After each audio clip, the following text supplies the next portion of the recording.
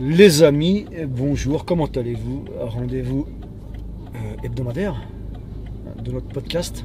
Sur ce nouveau podcast, exactement. Avec le poteau Joe et... Je suis la star de la journée. Hein, la star de la journée, je vais être l'intervieweur, le podcasteur de la journée finalement. C'est vrai. Et tu vas enfin rentrer dans ton rôle. Dans mon rôle de podcasteur. J'ai toujours eu envie de faire un peu d'essayer. J'ai toujours eu envie d'essayer. Je vais voir tes talents. Bah écoute, je pense que tu vas être étonnamment... désagréablement surpris. Non, non. Écoute, non, je pense que le désagréablement surpris, ouais. Ça aurait été il y a 6-7 ans. Oh là, ça aurait été une catastrophe. D'ailleurs, on avait fait le test, hein, et embrouille sur embrouille, une demi-heure de vidéo, une journée de shooting pour 9-10 heures d'embrouille. C'est ça. À la fin, tu te rappelles, on était HS niveau stamina. Tu te rappelles, j'ai dit, je m'en vais les couilles, je rentre et tout, vas-y, tu sais quoi, bien, on arrête la vidéo, c'est fini, on va manger. Mais après un bon repas, tout rentre dans l'ordre. T'as remarqué? Parce que toi et moi, on est souvent très tendus quand on a faim déjà. Quand on a faim, exactement. Déjà, faut pas se voir quand on a faim déjà. Mais le problème, c'est qu'on a tout le temps faim. On a tout le temps faim. Ah, t'as moins faim qu'avant? J'ai moins faim qu'avant, ouais. Moi, je crevais la dalle en permanence. Ouais, H24. Donc, les amis, aujourd'hui, hein, comme vous avez vu, hein, comme le titre de la vidéo l'indique, aujourd'hui, finalement, on va pas faire ça en deux parties comme c'était prévu. Donc la dernière fois, vous avez aimé le podcast sur notre parcours au Japon et franchement, nous on a aimé vous le faire et ça fait plaisir que vous ayez vraiment kiffé.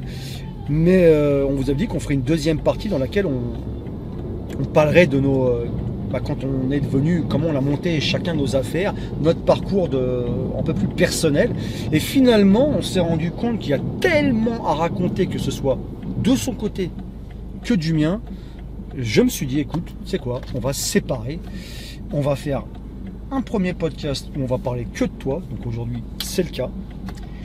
Je suis l'invité donc aujourd'hui. Tu sais que tu as quand même le personnage, l'un des personnages. Attends.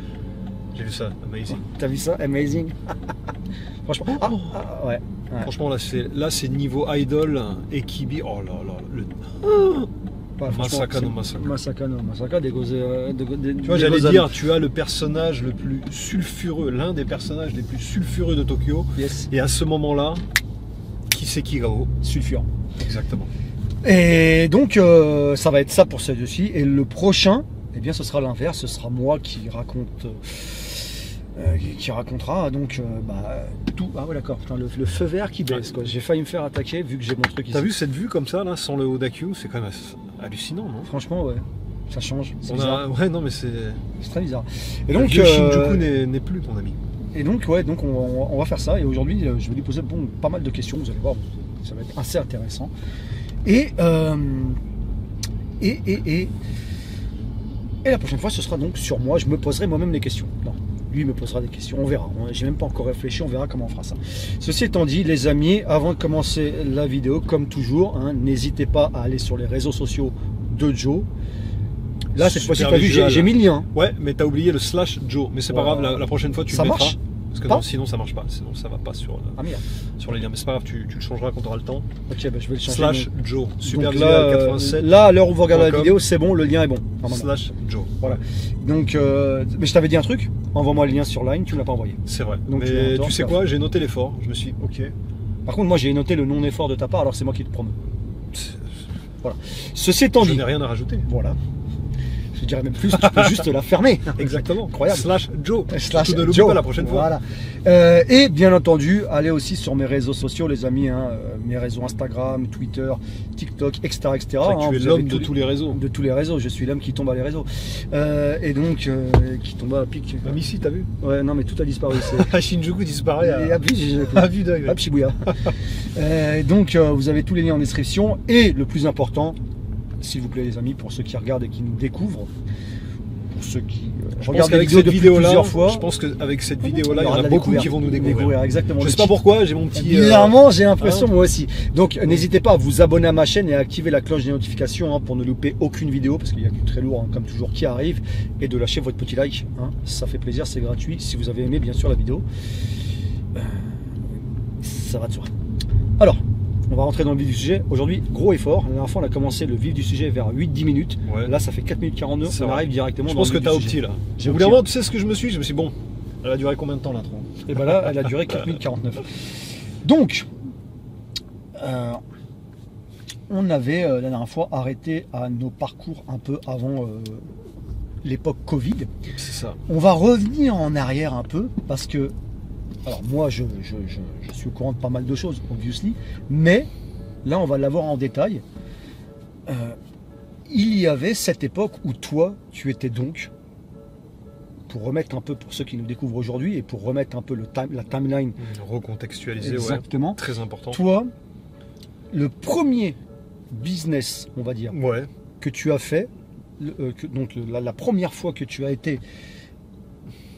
ouvert ta propre affaire, si je me trompe pas, on est d'accord que c'était dans le porno japonais. On est d'accord. Exactement. Ok. Donc là, si on est d'accord, on sait que c'est ta première affaire. Il y en a d'autres. Vous allez voir. Aujourd'hui, on va pas parler que du porno. On va parler de tout son parcours jusqu'à la fin, jusqu'à aujourd'hui en fait.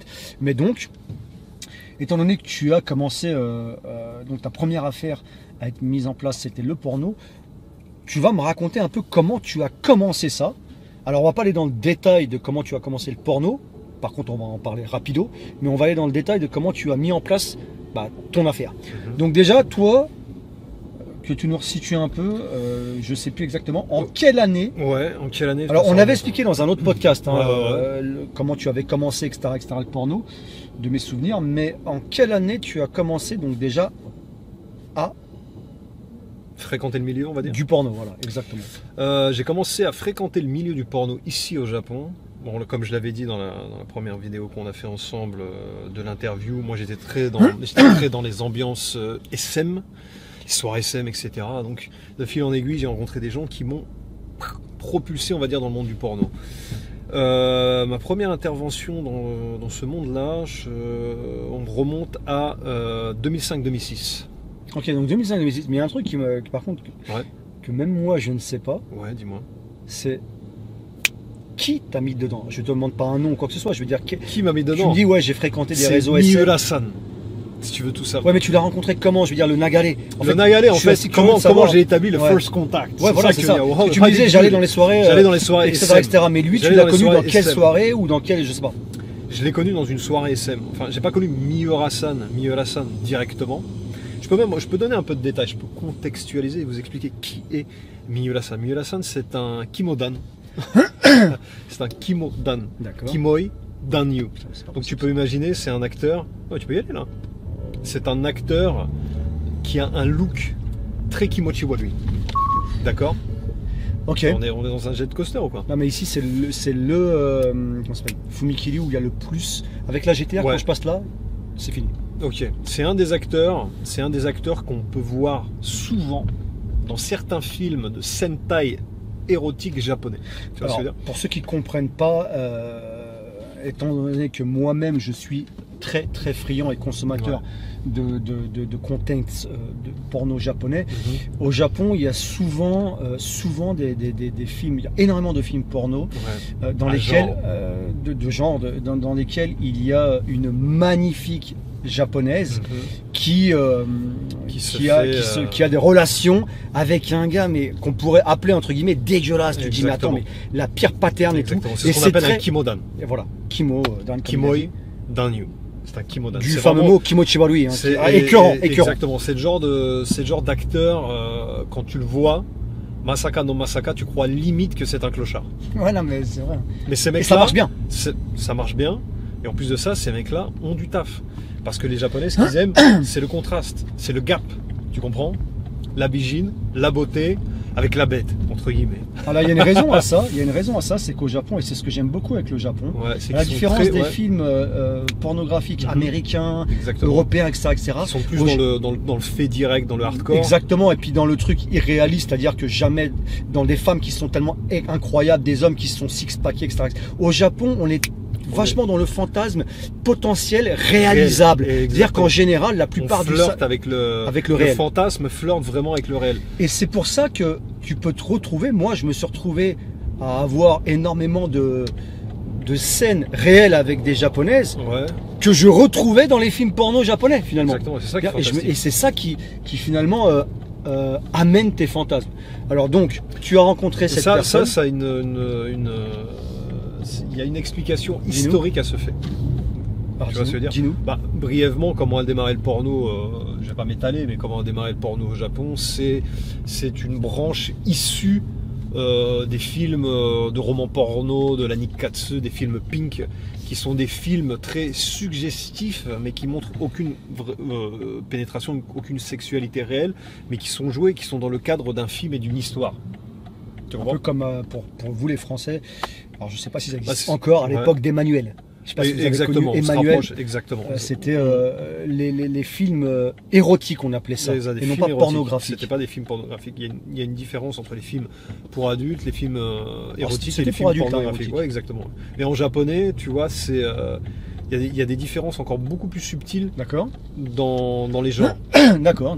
Tu vois, par exemple, Seijin Eiga, tu as Adult Video, tu en as plein comme ça, tu vois ce que je veux dire, Ok.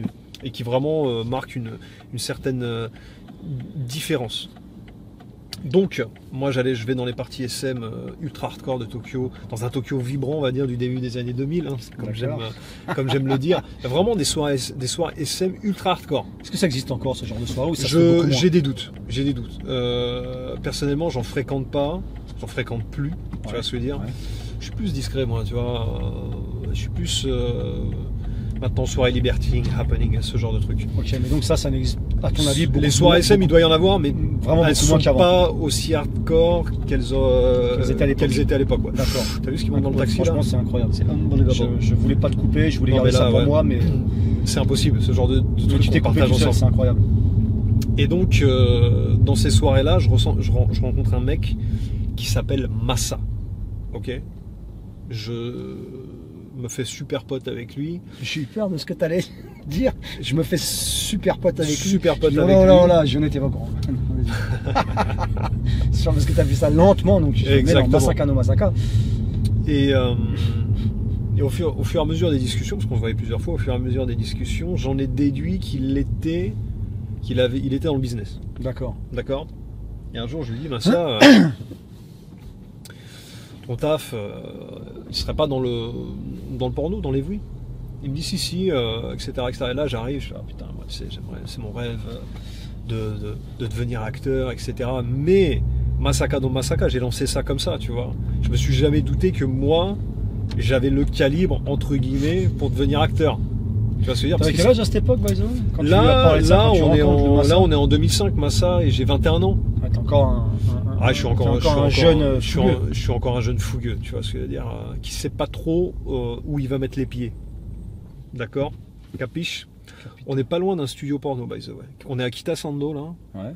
Il y a dans cette rue, tiens d'ailleurs.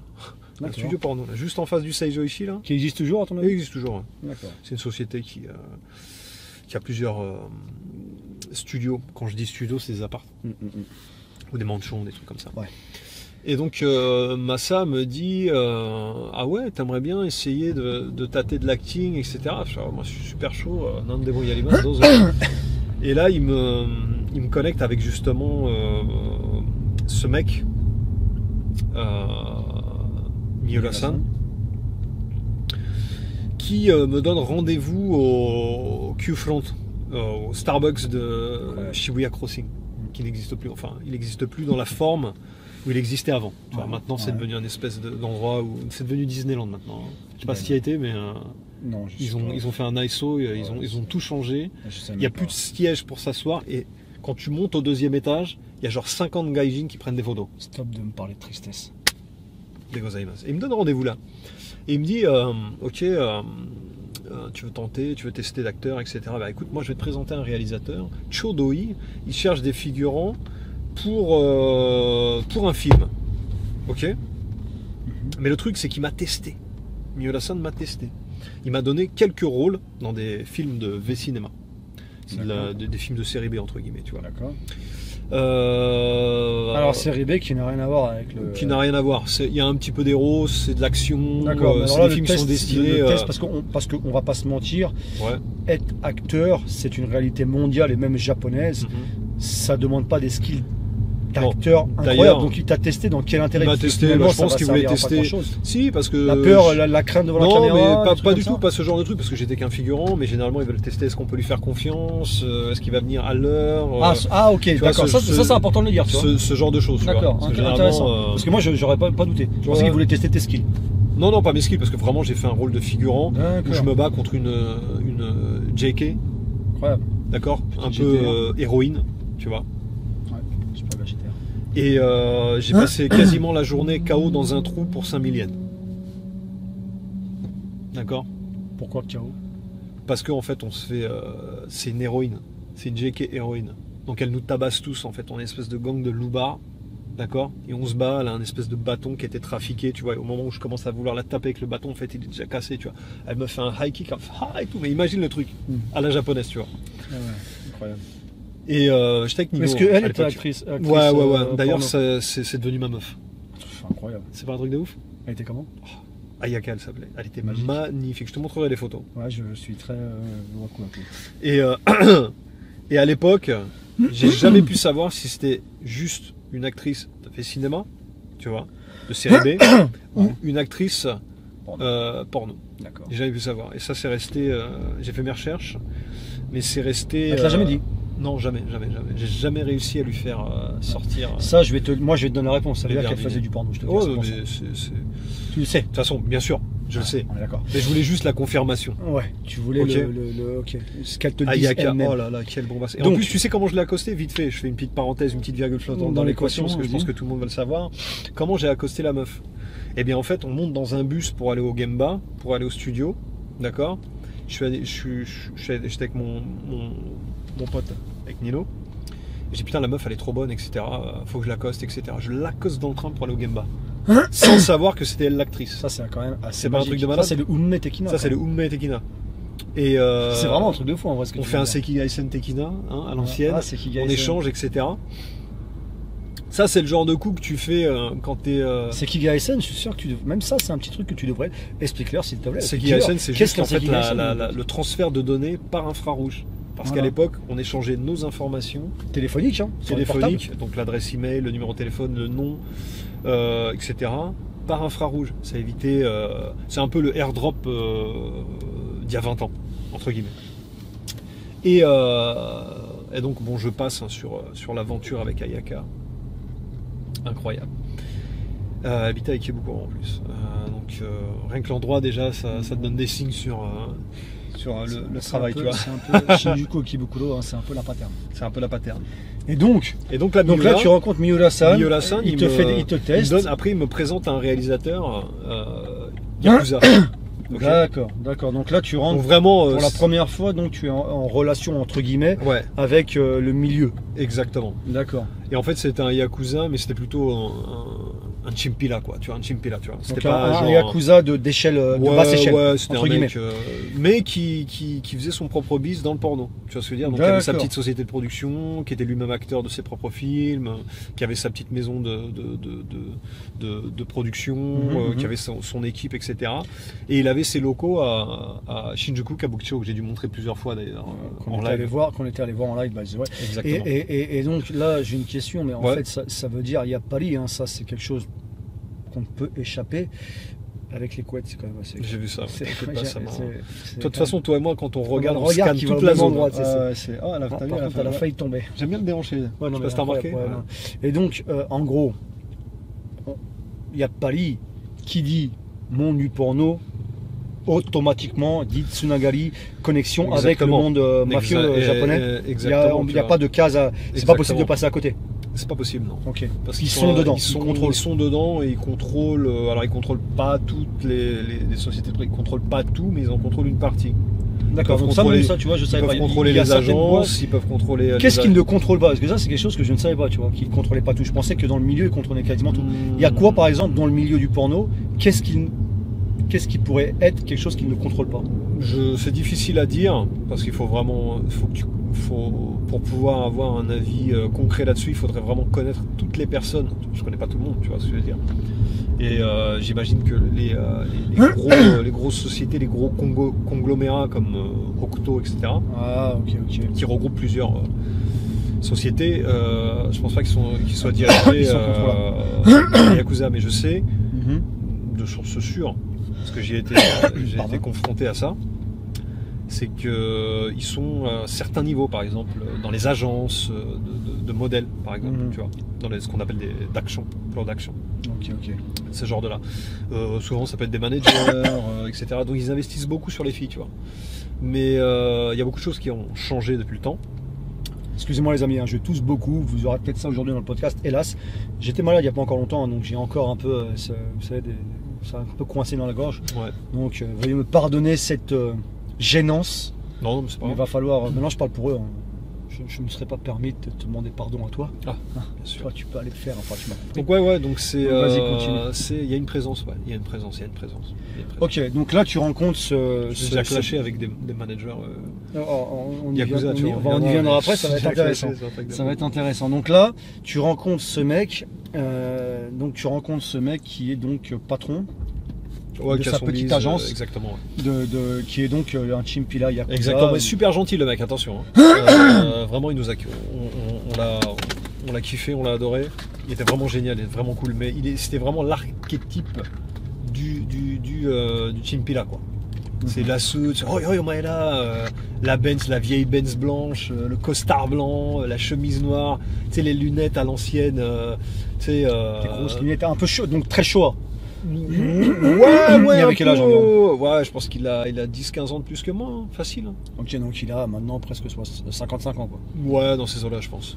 Ok. Et puis vraiment, tu sens que c'est un petit, tu sais que c'est un petit vicelard qui bouge dans tous les sens. Il a, et lui, c'est tac, tac, tac, tac, tac, tac, tac, un marteau pilon. D'accord. Et donc lui, il nous fait venir dans notre premier film, en fait, dans mon premier film, dans lequel j'ai fait une apparition, d'accord, Ok. qui était un film de Nampa. En fait, le film, c'était super intéressant parce qu'on faisait une battle contre lui, en fait. Lui, c'était un peu le maître Yakuza pro de la drague qui arrive à choper tout et n'importe quoi. Et en face de lui, il a 2 gaijins et il y a une espèce de battle, tu vois le délire? D'accord. Et en fait, on fait de la drague de rue. Et ouais, on n'a pas allé tout droit. Non, là c'est trop tard, c'est pas grave, de toute façon c'est un peu techno. On fait de la drague de rue dans ce premier épisode. Et on drague des filles et on leur demande si elles sont intéressées pour devenir actrices, faire ce genre de choses, etc. Et donc c'est comme ça que se déroulait notre premier film. Attends, c'est là. Ouais, donc, ok. Et ça s'est passé où ça drague d'ailleurs?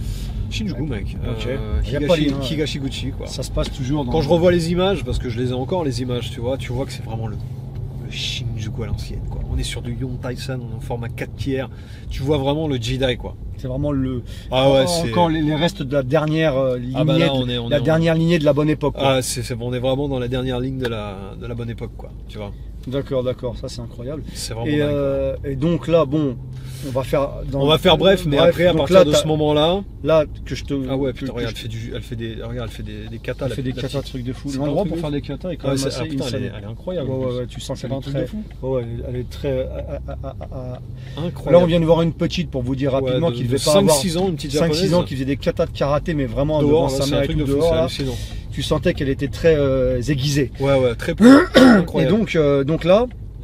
Toi, donc, tu as commencé comme ça, donc en gros, c'est comme ça que tu as commencé ta carrière d'acteur, etc. Tu as commencé... 150 films, quand même. En tant qu'acteur. Non, voilà. Alors, tu as commencé ta carrière d'acteur, tu as continué cette carrière d'acteur pendant combien d'années? Et en fait, là, tu viens d'y répondre, mais pendant combien de films? En fait, ça a été très... incroyable. Franchement, c'est difficile de se concentrer. C'est très difficile.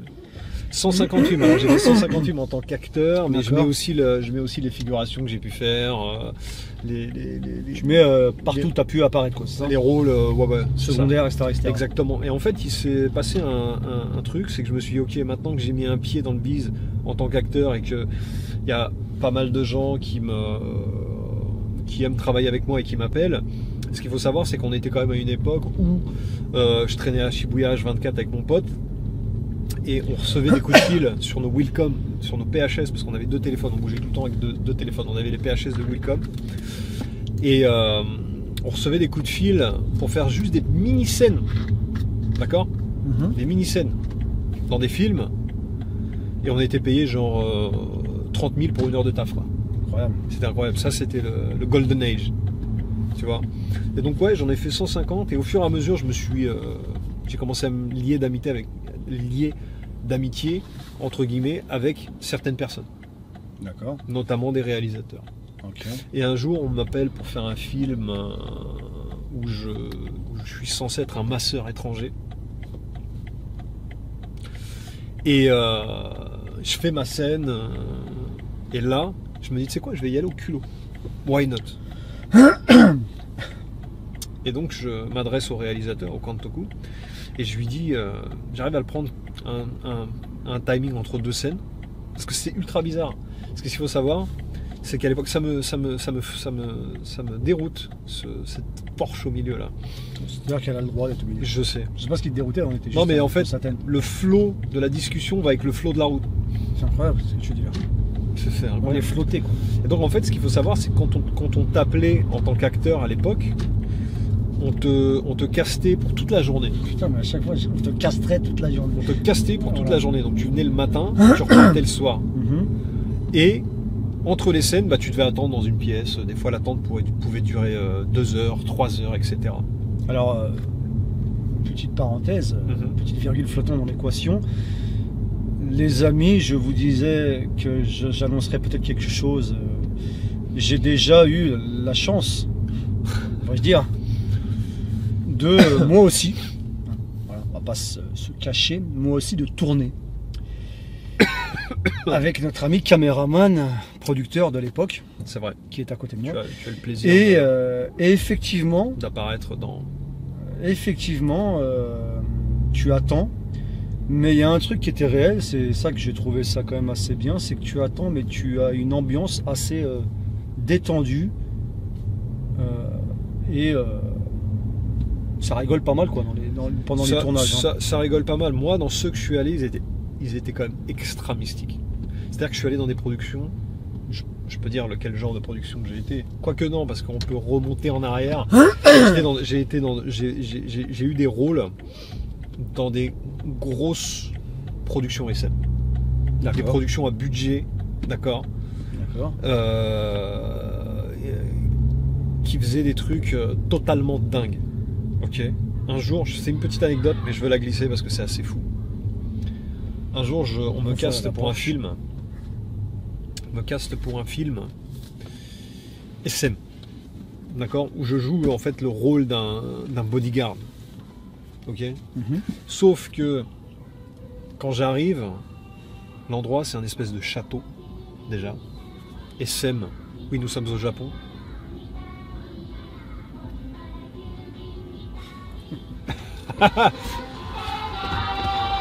Nous sommes au Japon. Les gens sont frustrés parce que juste au moment où j'annonce que j'étais dans un château, C'est la pub. c'est la pub, la pause pub.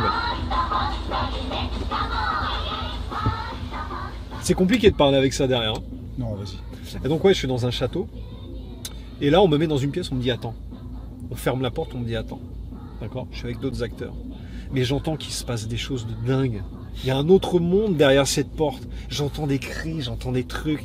Tout ça, ça aiguise le casting déjà. Tu prends le top Joyu, donc le top des actrices, le top Bijin, de top de 2006. D'accord, 2006-2007. 2006, parce que c'était en 2006 ce film. Tu prends le top des actrices. Donc Gal et tout. Non, c'est vraiment pas Gal. Le top des actrices d'époque au niveau. D'époque, okay, ouais. À l'époque, il y avait quand même pas mal de Gal. Il y avait des Gal, actrices. mais c'est pareil, c'était un genre. Moi, ma préférée, c'était Kilala Azusa Dakke. Asuka, ouais. Asuka, ouais. Asuka, qui était. Elle a vachement changé. Elle est passée. J'ai été voir. C'était compliqué. Elle a vachement, ouais, c'est compliqué. Mais à l'époque, c'était une Gal et c'était une star. Ouais, c'était une star. Et en fait, le Galke, c'était un genre à part. En fait, les Japonais, ils savent. Du Waketa, quoi. Ils savent vraiment, elle est incroyable celle-là. Ouais. Ils savent vraiment différencier tous les genres. D'accord. Ça fait partie, c'est un process marketing. Incroyable. Essaye d'aller dans un endroit où il n'y a pas tout ça. Ouais, faut qu'on aille au fin fond de Saitama et encore. Et donc je suis dans ce film-là et j'entends au travers de la porte qu'il y a il se passe des trucs, etc. Tu vois. Et là, j'en trouve quand même la porte parce que forcé, tu vois. Donc la poussé curiosité par cette curiosité insatiable, dirais-je. Et là, je vois une espèce de bombasse habillée en habit de cuir avec un képi. Comment on appelle ça, un képi? C'est Ouais, ça? un chapeau, ouais, un képi. Un ouais. chapeau de nazi, Un mec. béret. De nazi. Ah oui. De nazi. Ah ouais, quand même. D'accord? C'est pas un truc de fou. Là, putain, je me dis, mais j'ai atterri où? Ah ouais. Il n'y a pas d'idéologie derrière, c'est juste un costume. Hein. Ouais, Tu vois ce que je veux dire? Et quand j'ai vu le packaging. c'est un rôle, les amis. C'est un rôle, c'est un rôle. Quand j'ai vu le packaging, j'ai compris tout de suite après, plus tard, parce que j'ai pas vu vraiment tout ce qui s'est passé. Et j'ai compris plus tard, après moi, quand j'ai regardé le film, dans quelle production j'étais tombé. D'accord? Film SM à ultra gros budget, avec que les stars de l'époque. Hallucinant comme expérience. Putain, je me suis dit, mais Masaka, c'est ça que je veux faire. Donc ça encore alimenté plus mon envie, tu vois, d'aller découvrir ce monde-là. Bah, ouais, est-ce que, juste parenthèse, est-ce que tu t'es fait fouetter ce jour-là? Non. Moi, j'étais celui qui... Fouetté. Non, j'ai pas fouetté ce jour-là. J'étais dans Ni une fouetté, espèce ni fait de rôle de fouetter. bodyguard. Non, en fait, moi, ce que je faisais, c'est que je kidnappais C'est une prison. les gonzesses. Entre guillemets, en fait, on faisait ce qu'on appelle, enfin, ils faisaient ce qu'on appelle le chokyo. Chokyo, D'accord. c'est animal training. C'est quelque chose. C'est le mot qu'on utilise. Ah. Non, un peu trop Ouais, biokippoi, tu ouais, vois ce que je veux comme dire, ça manque de genki, tout ça, tu vois. Ouais. C'est Ok. la cigarette. Ok, donc là, bon, là, on va maintenant un peu, tiens, bah, Ouais, j'ai vu. Ouais. Et donc, on va un peu, ça. Igai Dana. Ah putain, Ah, putain. ah putain, Ouais. ah putain, je te jure. Les mecs. Bon, anyway. Et donc, on reprend. Donc, Donc vas-y, là, c'était une anecdote, c'était un truc de fou. Là, Et donc, je fais l'acteur, bam bam bam. Là, on donc m'appelle. attends, je te recadre un peu. Recadre-moi, parce que. Ouais. Donc là, tu as fait 150 films, tu as bossé Yes. en tant qu'acteur Yes. pendant combien d'années? Tu vas me dire. Je sais pas, parce qu'en fait, j'ai fait en environ. parallèle. C'est-à-dire qu'après, j'ai toujours continué à Non, faire des alors films. excuse-moi, j'ai mal posé la question. En tant qu'acteur En tant en qu'acteur, ça bossant, durait genre. en tant qu'employé. 6-7 mois, un truc comme ça. À C'est temps tout plein. Ouais, parce qu'après, j'ai vite enchaîné sur la réa. En fait, j'ai réussi Ok. à me faire engager. Donc là, tu bossais dans une boîte, donc c'était la boîte qui était là où on sait, j'imagine. Et le process, c'est intéressant, c'est parce qu'en fait, le réalisateur, quand je lui ai dit exactement, quand je l'ai pris entre sa pause, entre ces deux scènes qu'il allait tourner, que je lui ai dit que j'avais une passion pour la photo, que je faisais beaucoup de photos, que j'avais une passion pour la vidéo, etc., la mise en scène, etc. Et bah, tu sais quoi, il m'a pris au jeu. Il m'a regardé, il me fait son esclin. Bah, il m'a dit, bah tiens, tu sais quoi, tu peux venir demain en baito si tu veux. Est-ce que là, on était dans la boîte que je connais? Ouais. Ok, Exactement. donc là, on était dans cette boîte. Exactement. Et Et donc en fait, tout a commencé à partir de cette discussion-là. Mhm. Bah, il m'a pris comme ça au pied du mur. Il m'a dit bah tu sais quoi, demain tu viens en baito. ok. Alors, tu viens en baito, tac, là, t'y vas. Ah la Kaisha c'était un truc de ouf. Ok, t'y vas à la Kaisha. On va pas re-raconter Ouais non. Vas-y. comment ça s'est passé là-bas. D'ailleurs, je crois qu'on en a jamais parlé. By the way, je crois que je confonds, mais je crois qu'on en a parlé dans un podcast. Et non Oui, pas, on en et a non parlé pas dans un dans. podcast. C'est vrai que Donc, j'ai distillé un peu d'informations ouais. par-ci par-là. donc On vous invite à regarder toutes les vidéos de Zapodcast. voilà. Donc, mais je crois que c'est un podcast qu'on n'a même pas mis en ligne, je crois. Je sais plus si on a dû mettre. Anyway. Donc là, toi, tu bosses en tant que baito pour eux. J'imagine donc la suite. Hein, ils ont kiffé, donc ils t'ont gardé. C'est ça. En fait, je me On suis va faire suis simple, imposé hein, dès le début en fait. Ils ont aimé, ils t'ont gardé. Ouais. Tu es passé Seishain à un moment donné, j'imagine. C'est Tu ça. n'es pas resté baito. Tu es resté Non, baito non. combien de temps à ce moment-là? Franchement, c'est difficile à dire parce que je m'en souviens plus, mais À peu près. j'ai demandé très vite, je pense au bout de 2 mois, un truc comme ça. Ok, un mois et donc demi, au bout de 2 mois, ils te passent salaryman, Seishain. Donc tu bosses pour la boîte officiellement. Tu es employé de bureau, tu es Ouais, employé chez eux. Je passe de- Là, de ton GQ poste, à ton GQ. poste, ton poste exactement. Ton poste. Alors il y a deux questions. C'est Vas-y. là ton poste attitré, c'est quoi à ce moment-là? Et tu gagnes combien mensuellement pour combien d'heures de travail en fait? Alors les heures de travail, le truc c'est que tu les comptes pas. D'accord. C'est le type d'industrie, c'est un peu comme le ciné, la pub ou ce genre de choses. Les heures tu les comptes pas en fait. Ok, donc là tu bossais donc Tu- quoi, tu 10 heures bosses- par jour? Non, 10-12 ça heures? dépend, mais ça, en fait les jours les plus longs, comme tu peux le deviner, bah, c'était les jours de tournage. C'était les jours, il y a des jours de tournage à peu près entre 2 et 3 par semaine, et ça pouvait aller de 8 heures de travail quand tout allait bien à 10 heures, 12 heures, 14 heures même des fois. Ce qui était assez fou en fait. Parce que rien ne se passe comme tu le prévois. Puis c'est vrai que je me rappelle que tu m'appelais à l'époque SoftBank, toi tu avais le forfait gratuit je crois. Ah ouais, c'était le forfait. Je me rappelle que tu m'appelais des fois, puisque nous on dormait jamais, hein, enfin on dormait très tard. C'était une époque où moi je vivais plutôt à la nuit. À cette époque, lui quand il était réalisateur, moi j'étais très fougueux, quasiment tous les soirs en boîte de nuit, etc. etc. Donc c'est vrai qu'il m'appelait pour des raisons que vous saurez dans un prochain podcast, et lui m'appelait le soir vers 2h, 3h en me disant écoute là je sors du tournage, je suis explosé, demain 6h je dois repartir. C'est ça. Ça c'était... Et d'ailleurs je pense que j'ai pu le faire parce que j'étais jeune et motivé. À Oui. l'heure d'aujourd'hui tu me dis fais Voilà, travail au compliqué. rythme auquel tu travaillais quand tu avais 20 ans, je te dis non, c'est impossible. Bah, après, n'importe quel être humain, Ah oui, à un moment donné, il fatigue. Donc là, tu bossais donc et que tu gagnais combien? Donc Je gagnais mon premier salaire Ouais. a été de 180 000 yens. Ce qui est pas beaucoup, Ce qui est pas énorme. ce qui est pas énorme. D'accord. Mais ton poste attitré, c'était quoi? j'étais EDI, donc j'étais assistant directeur, Alors, assistant réa. raconte un peu parce qu'il y avait ça. Je sais qu'il n'y avait pas que des trucs Tanoshi. Il y a des petites expériences. Tu as fait aussi ce qu'on appelle par exemple du mosaïquage, quoi que ce soit. Ouais, c'est ça, parce qu'en Parce fait, que c'est pas qu'ils sachent un peu dans le truc. En fait, tu vas leur expliquer, mais c'est pas que le côté tu vas niquer des actrices, etc. etc. dans ce genre de société-là, en fait, on a quasiment toutes les casquettes. D'accord. C'est-à-dire qu'on sait tous, on sait tous utiliser une caméra, on sait tous faire du montage. Il y a les bases en fait, tu vois. Il y a le set de base en fait, tu vois, le set de skills de base. Donc les jours où je ne travaillais pas en plateau, je travaillais à la société où on faisait des montages. Ok. Et effectivement, comme tu le dis, on avait un sagio. Le mosaïquage, c'était un truc. C'est le plus chiant, hein, tu m'as dit dans Ouais, c'est le plus chiant dans- parce que c'est linéaire, il se passe rien en fait. Et en plus, tu fais image par image quasiment. D'accord. C'est horrible. Donc, et puis quand il y a des misses, il faut checker. C'est pas des plus exaltants comme type de travail. C'est vrai, des tu fois vois. quand je te disais ouais, tu finis à quelle heure aujourd'hui, tu me disais laisse tomber, aujourd'hui j'ai des mosaïques à faire toute la journée, je suis baisé, je sais pas quand est-ce que ça va finir. Ouais, exactement, tu vois. Mais j'étais pas regardant aussi au niveau de l'heure parce que Bien sûr. j'avais compris que c'était un peu la norme dans ce type d'industrie. Tu vois ce que je veux dire? Ouais, parce que là, tu vois. Voilà, c'est mieux, bien. Ouais, c'est bien. Faut toujours aller un petit peu forcing en voiture. Et donc là, t'as ton 180 000 yens de salaire, Ouais. t'as tes nombreuses heures hebdomadaires. Moi, Alors tu trouves que c'est peu, Juhachi Marian? Je suis d'accord avec toi.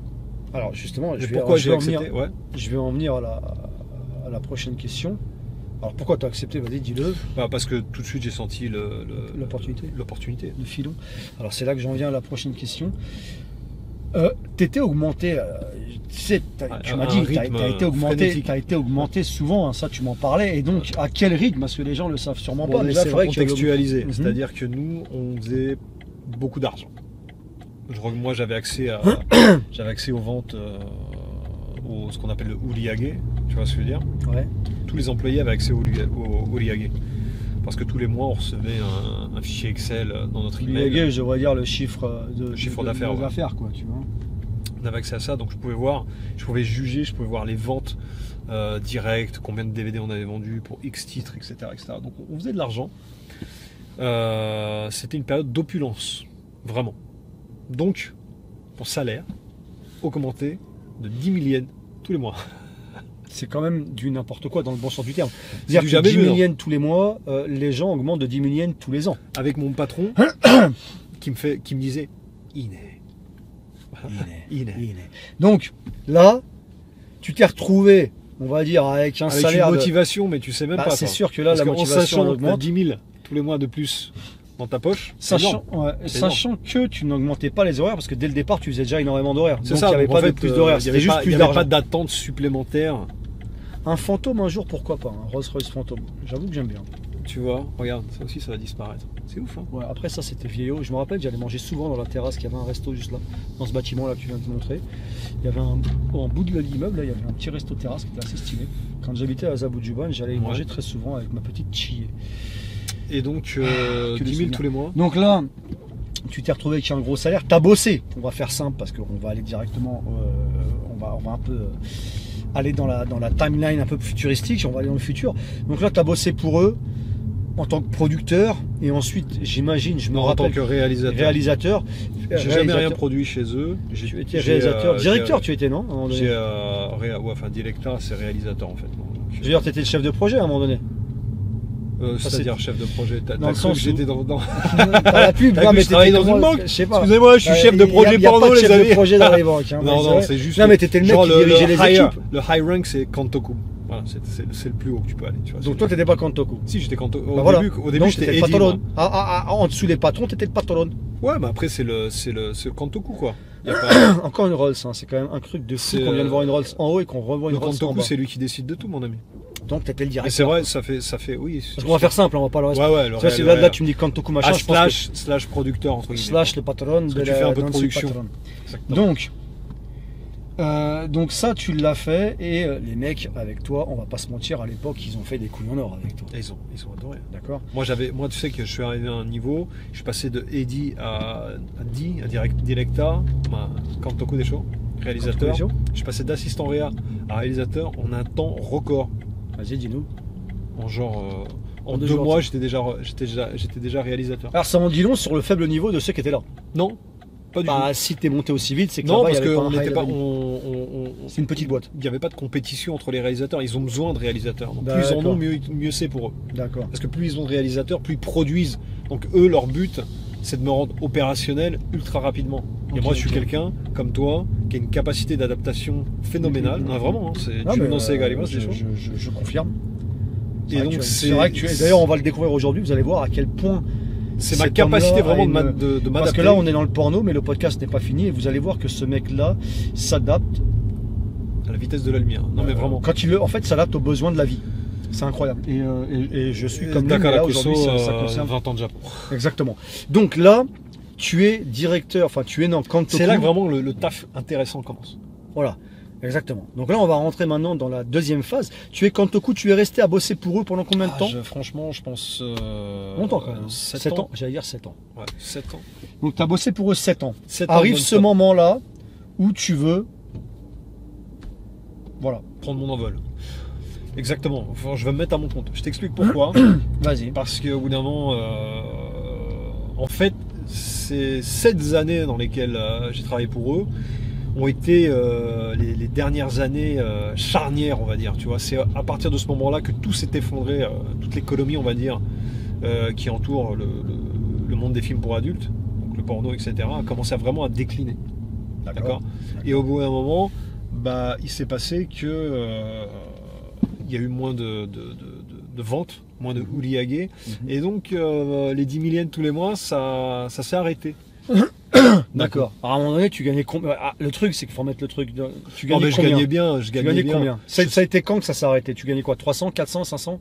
Je pense que je sais plus exactement. Je pense que je suis monté au moins à 500 easy. Hein. Donc tu étais à 500 000 yens par mois, mais là c'était fini.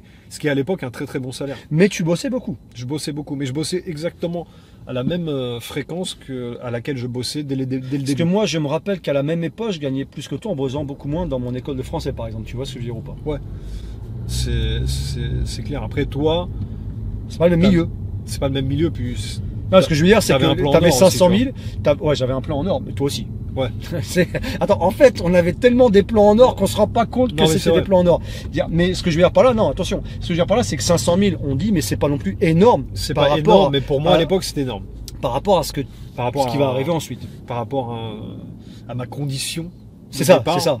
Et même la condition dans laquelle j'étais à l'époque. Parce qu'on aurait 500 000, c'était énorme. On aurait pu vite croire qu'au bout de. Parce que là, si on a 10 000 yens par mois, si on fait le calcul, au bout de 7 ans, tu devrais être à je sais pas combien de millions là. C'est ça. Tu vois, je pas. C'est ça que je dis que c'est pas énorme. Donc en fait, c'est dans ce sens-là. Il s'est passé un truc. Parce que si je fais le calcul, je suis très curieux d'ailleurs. Parce que là, moi, je suis resté sur les 10 000 yens par mois.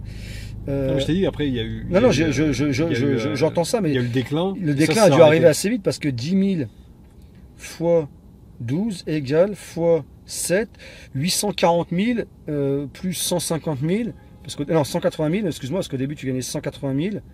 Donc là on aurait dû être à 1,2 million, il y a quand même la moitié. Ce qui aurait été faisable, mais je vais t'expliquer ce qui s'est passé. C'est-à-dire que j'ai eu trop de momentum. Tu sais, quand t'es lancé comme ça, tu vois, quand t'es lancé, en fait, j'ai été lancé ultra rapidement. d'accord, Ouais, ouais. et ça crée un petit peu de tension. Je vais Avec, pas te le avec cacher. les patrons. Non, avec certains employés. Ouais. Ça crée un petit peu de tension, D'accord. un petit peu de jalousie, Ok, d'accord, d'ailleurs, tu en avais parlé. mais qui n'était pas justifié parce que tout ce que j'envoyais, d'accord, c'était des dingueries. C'était le meilleur. C'était dingue. T'es le meilleur. Je pense que j'étais l'un des meilleurs. Tu sais, je suis quand même assez. Tu es quand même très, Tu vois, comment dire, exactement. très humble, dis-moi Très humble. aujourd'hui. Alors qu'en privé, hein, tu me le dis, hein, je les expose tous. Non, non, mais je reconnais le talent des gens qui m'ont mené qui m'ont poussé. Tu reconnais le m'ont talent appris des les gens qui choses, étaient quand même un peu en dessous de toi. tu vois. Et non, il y a certains réals, Non, je charrie. dans mon ancienne société pour qui j'ai un respect énorme. Parce Non, que je trouve que ça, c'est c'est des gens vrai. qui vont vraiment créer des trucs qui sont mind-blowing. Tu vois. Quel est cet air menaçant? Non, il regardait la voiture. Ce qui me fait marrer, c'est qu'il ressemblait énormément à un fighter MMA qui s'appelle Dominic Reyes, mais je vais dire sans le Reyes, quoi. C'était Et donc, très intéressant. I keep going. Et donc il y avait un peu de tension et un petit peu de jalousie. Tu vois ce que je veux dire? Et en plus de ça, c'était quand même une société qui avait un modèle très japonais, mine de rien. Et donc c'était très hiérarchisé. C'est-à-dire que les anciens, malgré tout, malgré le fait qu'ils étaient moins compétents, ils gagnaient plus. C'est vrai, d'accord. c'est vrai que c'est très japonais. Et Alors, au bout d'un moment, c'est pas si mal. c'est pas si mal, parce que l'ancienneté aussi prime. C'est tu vois. ça, je Mais trouve moi, que dans ma c'est- logique de l'époque, je me suis dit, putain, c'est abusé. Parce que moi, je vois les chiffres, je vois ce que je fournis comme taf. Mhm. Les nombres sont là, les chiffres sont là, pour confirmer. D'accord. Et au bout d'un moment, ça m'a saoulé de voir des gens incapables, parce qu'il y en avait certains qui étaient incapables, mais juste parce qu'ils avaient de l'ancienneté, ils gagnaient plus que moi. Au bout d'un moment, ça m'a saoulé. Alors, est-ce que tu es un peu le kick-caqué du départ, du début des conflits, alors finalement, de ce que Non. j'entends? Pas du tout, parce que moi, je suis pas quelqu'un qui va au conflit. C'est juste quelque chose que j'ai pensé.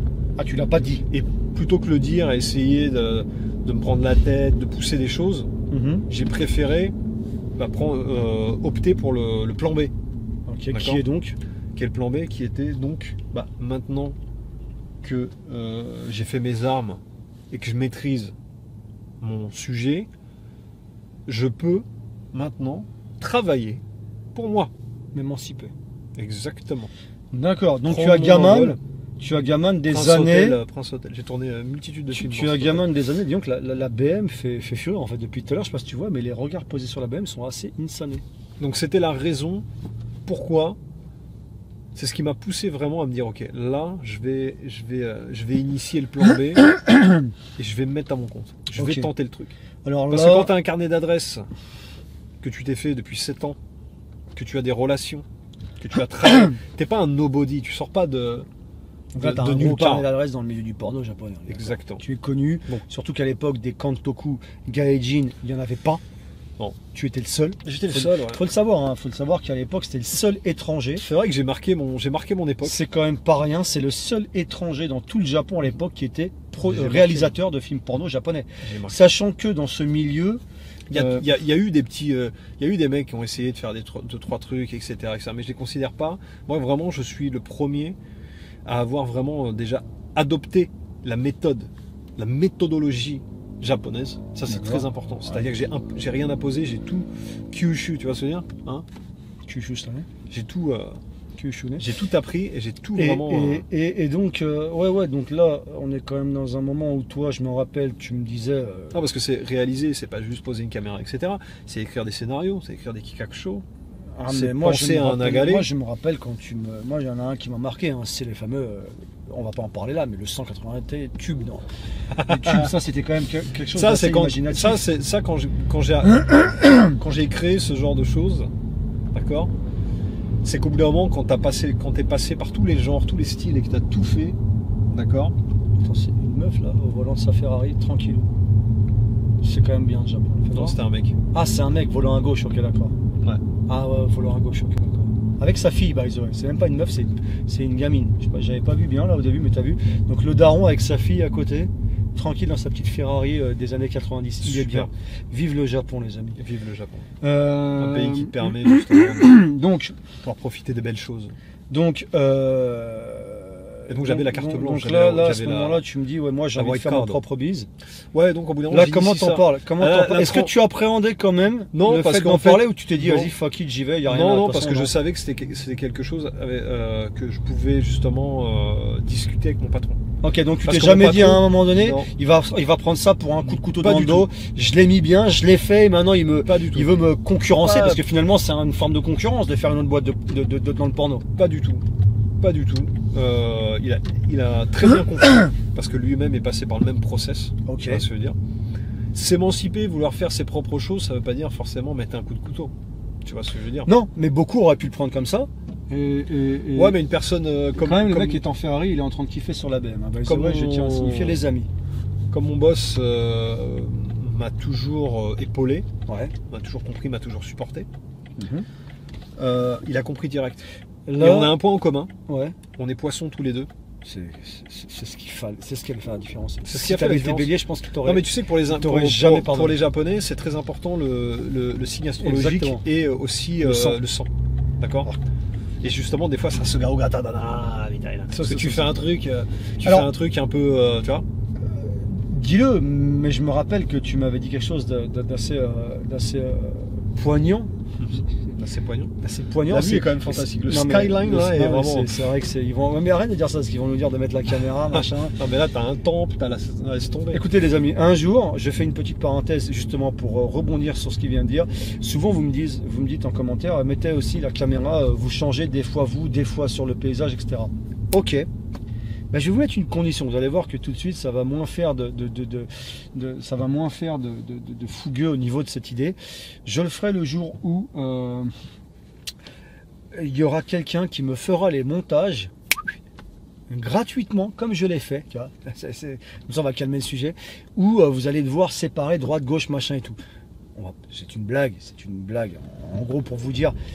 J'ai pas le temps de faire de montage, double montage, machin, etc., etc. Et effectivement, ça pourrait être bien d'avoir la vue et sur nous et sur le paysage. Mais d'une, il faudrait 2 caméras. Et de 2, il faudrait faire du montage qui soit beaucoup plus long. Et je n'aurais donc par conséquent plus le temps de mettre un podcast par semaine. Et donc, je vais vous avouer que là, le parcours quand même, Lamborghini Urus avec des stickers Pikachu. Voilà, il faut savoir se contenter de ce qu'on a. Est-ce que le plus important c'est la double vue ou finalement le contents le podcast de ce dont on parle, du fait qu'on en mette un par semaine? Telle est la question. Tu vois, donc les amis, c'est vrai que encore mettre une caméra, acheter une autre caméra, faire ci, faire ça, je n'ai pas particulièrement envie de le faire, je vais être honnête avec vous. Et surtout le montage, non, encore moins. J'ai pas le temps du tout.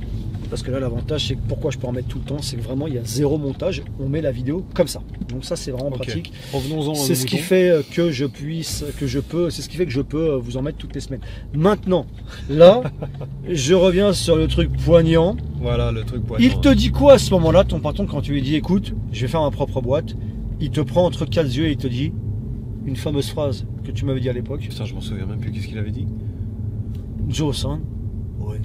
Ah oui, c'est exactement. important, c'est symbolique. Exactement. C'est fou que tu t'en souviennes pas, je l'appellerai pour lui dire. Ça c'est vrai. Non, je sais pas, en fait je m'attendais à un truc de ouf. Bah, c'est un truc de ouf parce que c'est un truc de fou. C'est tout le sujet de ce que je te dis. Est-ce qu'il t'a pris ça pour un coup de couteau ou pas? Et non, et finalement il t'a dit quoi? Il a toujours été dans ma direction, c'est ça qui est fou. Limite il m'a épaulé, c'est. Traduis ce qu'il t'a dit. Non mais Oenshima ça veut dire je te soutiens quoi. Je te soutiens et je vais voir. Parce que tu sais pourquoi. Il t'avait dit j'ai hâte de voir ce que ça va donner et j'espère que tu vas réussir. Exactement. C'est fou. Tanoshimi, mais en fait tu sais pourquoi?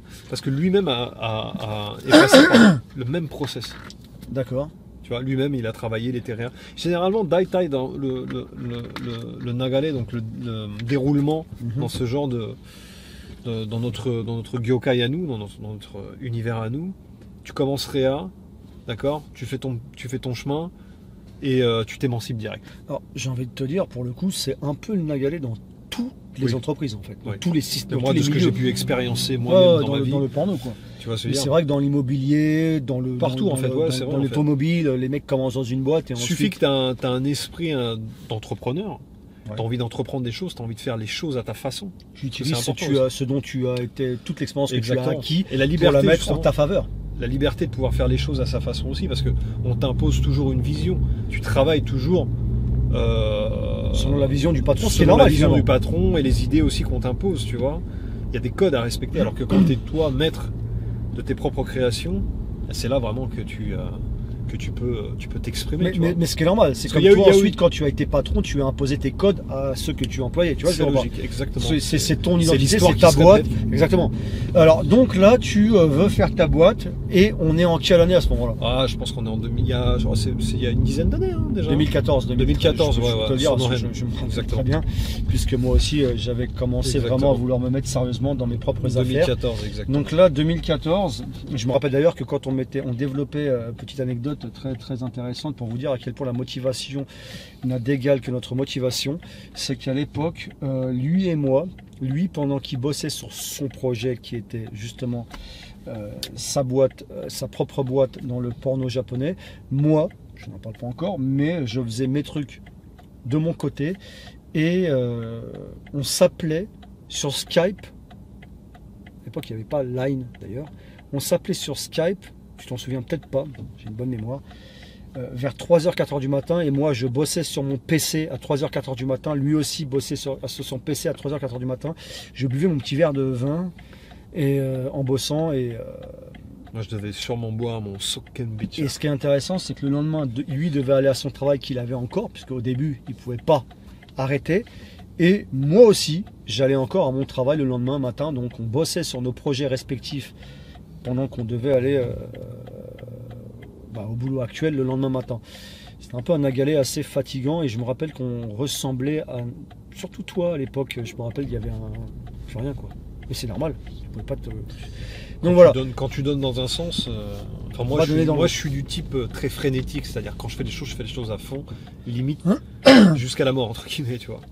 Donc là, comment tu as commencé à lancer ton projet? Bah tu sais, il a fallu que je conjugue les deux, que je puisse trouver la balance parfaite, l'équilibre.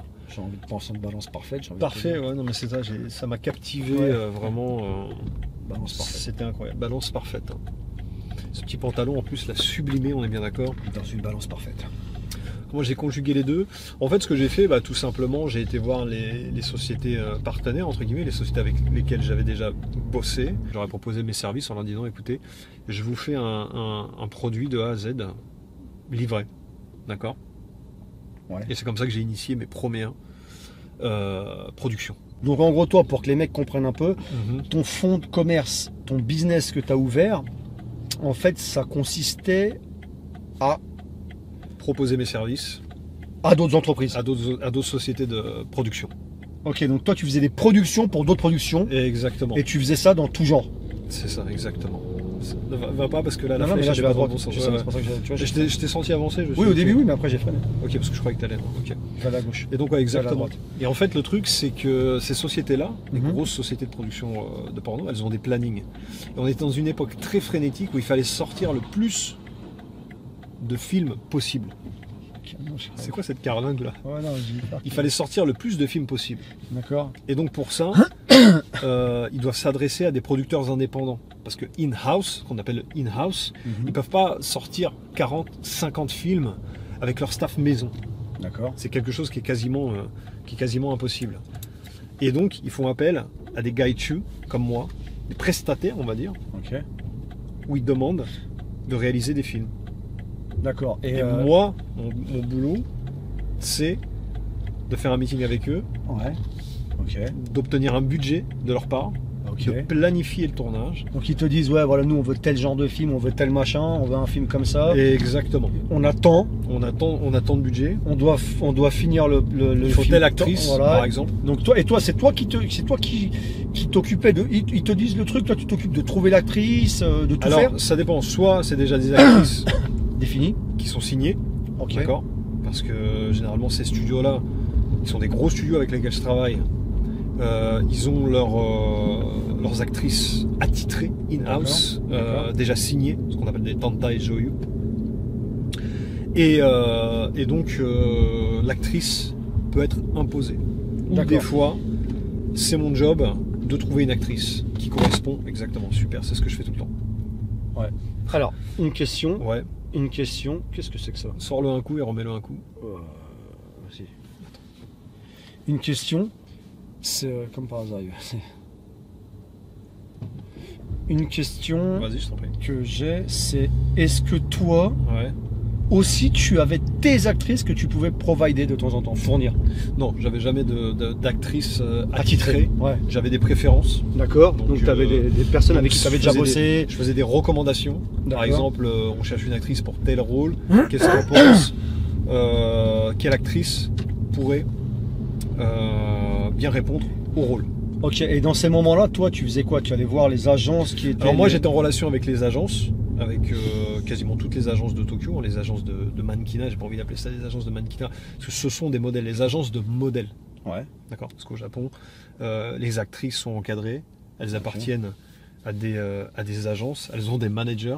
D'accord, qui gèrent tout le relationnel, toute la paperasse, etc., qui viennent avec elles, qui les assistent, qui prennent soin d'elles, etc., etc. Donc il y a des managers. Donc tout est bien structuré. Exactement. Ok, et donc toi, en fait, toi, t'avais quoi? Mais t'avais tes staffs ou t'avais quelque chose? T'avais des caméramans, t'avais tes photographes, moi, j'ai mes staffs, tes caméras, c'était comment? C'était T'avais pas- rien. c'était Toi, pas des t'avais juste employés. la prestation. Non, moi j'avais le matériel. D'accord. D'accord. J'avais le matériel de production. Parce que je me souviens que tu avais Le van de un production. Hayes, le D'accord. Hayes, hein, le fameux Hayes que tu avais accidenté dans une mini-rue.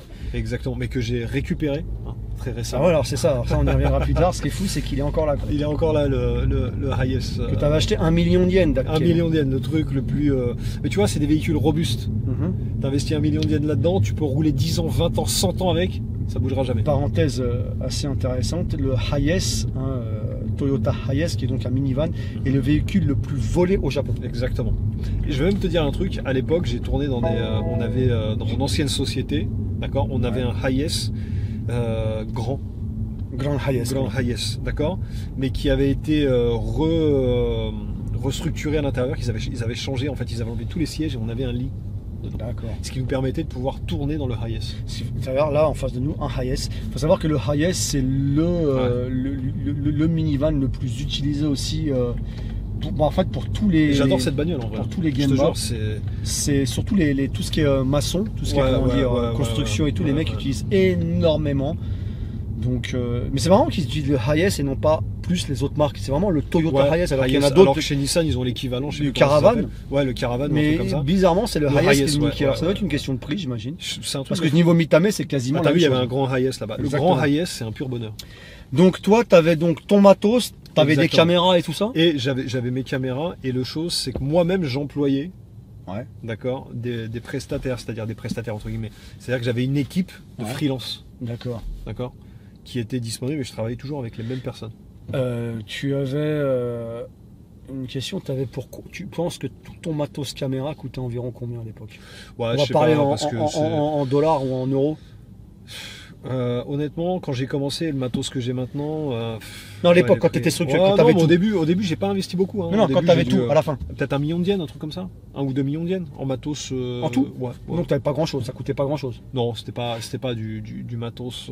À l'époque, dans le porno, dans les vues, on n'utilisait pas du matos ultra pro, tu sais, des caméras ciné, ce genre de trucs, tu vois. C'était plutôt des handicaps, des petits trucs beaucoup plus discrets. D'accord. Et surtout, selon le film qu'on me demandait de réaliser, je choisissais l'équipement. D'accord. Il y a certains films qui demandaient des caméras un peu plus discrètes quand c'était tourné en tokusatsu. Tout dépendait du scénario aussi. Ok. Tu vois. Alors, et donc tu n'avais aussi donc zéro staff à toi. Zéro staff.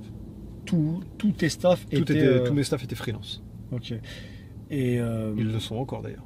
Et est-ce que tu as lancé ce business solo? Est-ce que tu avais tes business partners ou un Non, business je m'étais associé avec quelqu'un. D'accord, un japonais. D'accord, un japonais, ouais, exactement. D'accord. Mais après, on s'est séparés et j'ai continué seul. Son parcours, c'était quoi lui? Lui aussi était dans le porno lui, Pareil, lui il était dans le porno. Et on a eu des désaccords. Ouais. Forcément, quand tu t'associes avec des gens, souvent, along the way, t'as des désaccords, tu vois. Bah, c'est des désaccords, parce que moi j'en ai eu aussi dans mes business, mais des accords qui se sont arrangés, comme tu le sais. Ouais. Toi, c'était des accords qui pouvaient plus s'arranger. C'était des accords, ouais, non, en fait, Point de non-retour. Non, mais c'est deux visions qui vont dans deux Sens différents. Deux sens directions différentes. Tu vois, c'est deux façons de travailler. Et les deux parties ne veulent pas de compromis. Moi y compris, tu comprends. Les deux parties. Les deux parties, c'est-à-dire lui et moi. D'accord. On veut plus faire de compromis. Donc, et puis au bout d'un moment, je me suis dit, ok, c'est bizarre parce que finalement, je me mets à mon compte et je me retrouve à encore me retrouver dans des compromis, tu vois. Donc je me dis, écoute, c'est le moment, why not? Donc on s'est séparés comme ça. Ok, donc toi, tu as continué ton... Et c'était une époque aussi où on avait une cadence de travail qui était quand même assez insane. D'accord. Tu vois. D'accord, tu bossais, tu avais énormément de tournage, donc tu bossais pour plusieurs... Moi, en un mois, je pouvais faire 15 films. Ok, donc 15 films qui étaient pour la même boîte ou 15 films pour 15 boîtes différentes? Plusieurs boîtes différentes. Et au pic, je crois que je suis monté à quasiment 30. Donc un par jour limite. Là, la question que tout le monde se pose, Le Waliaï.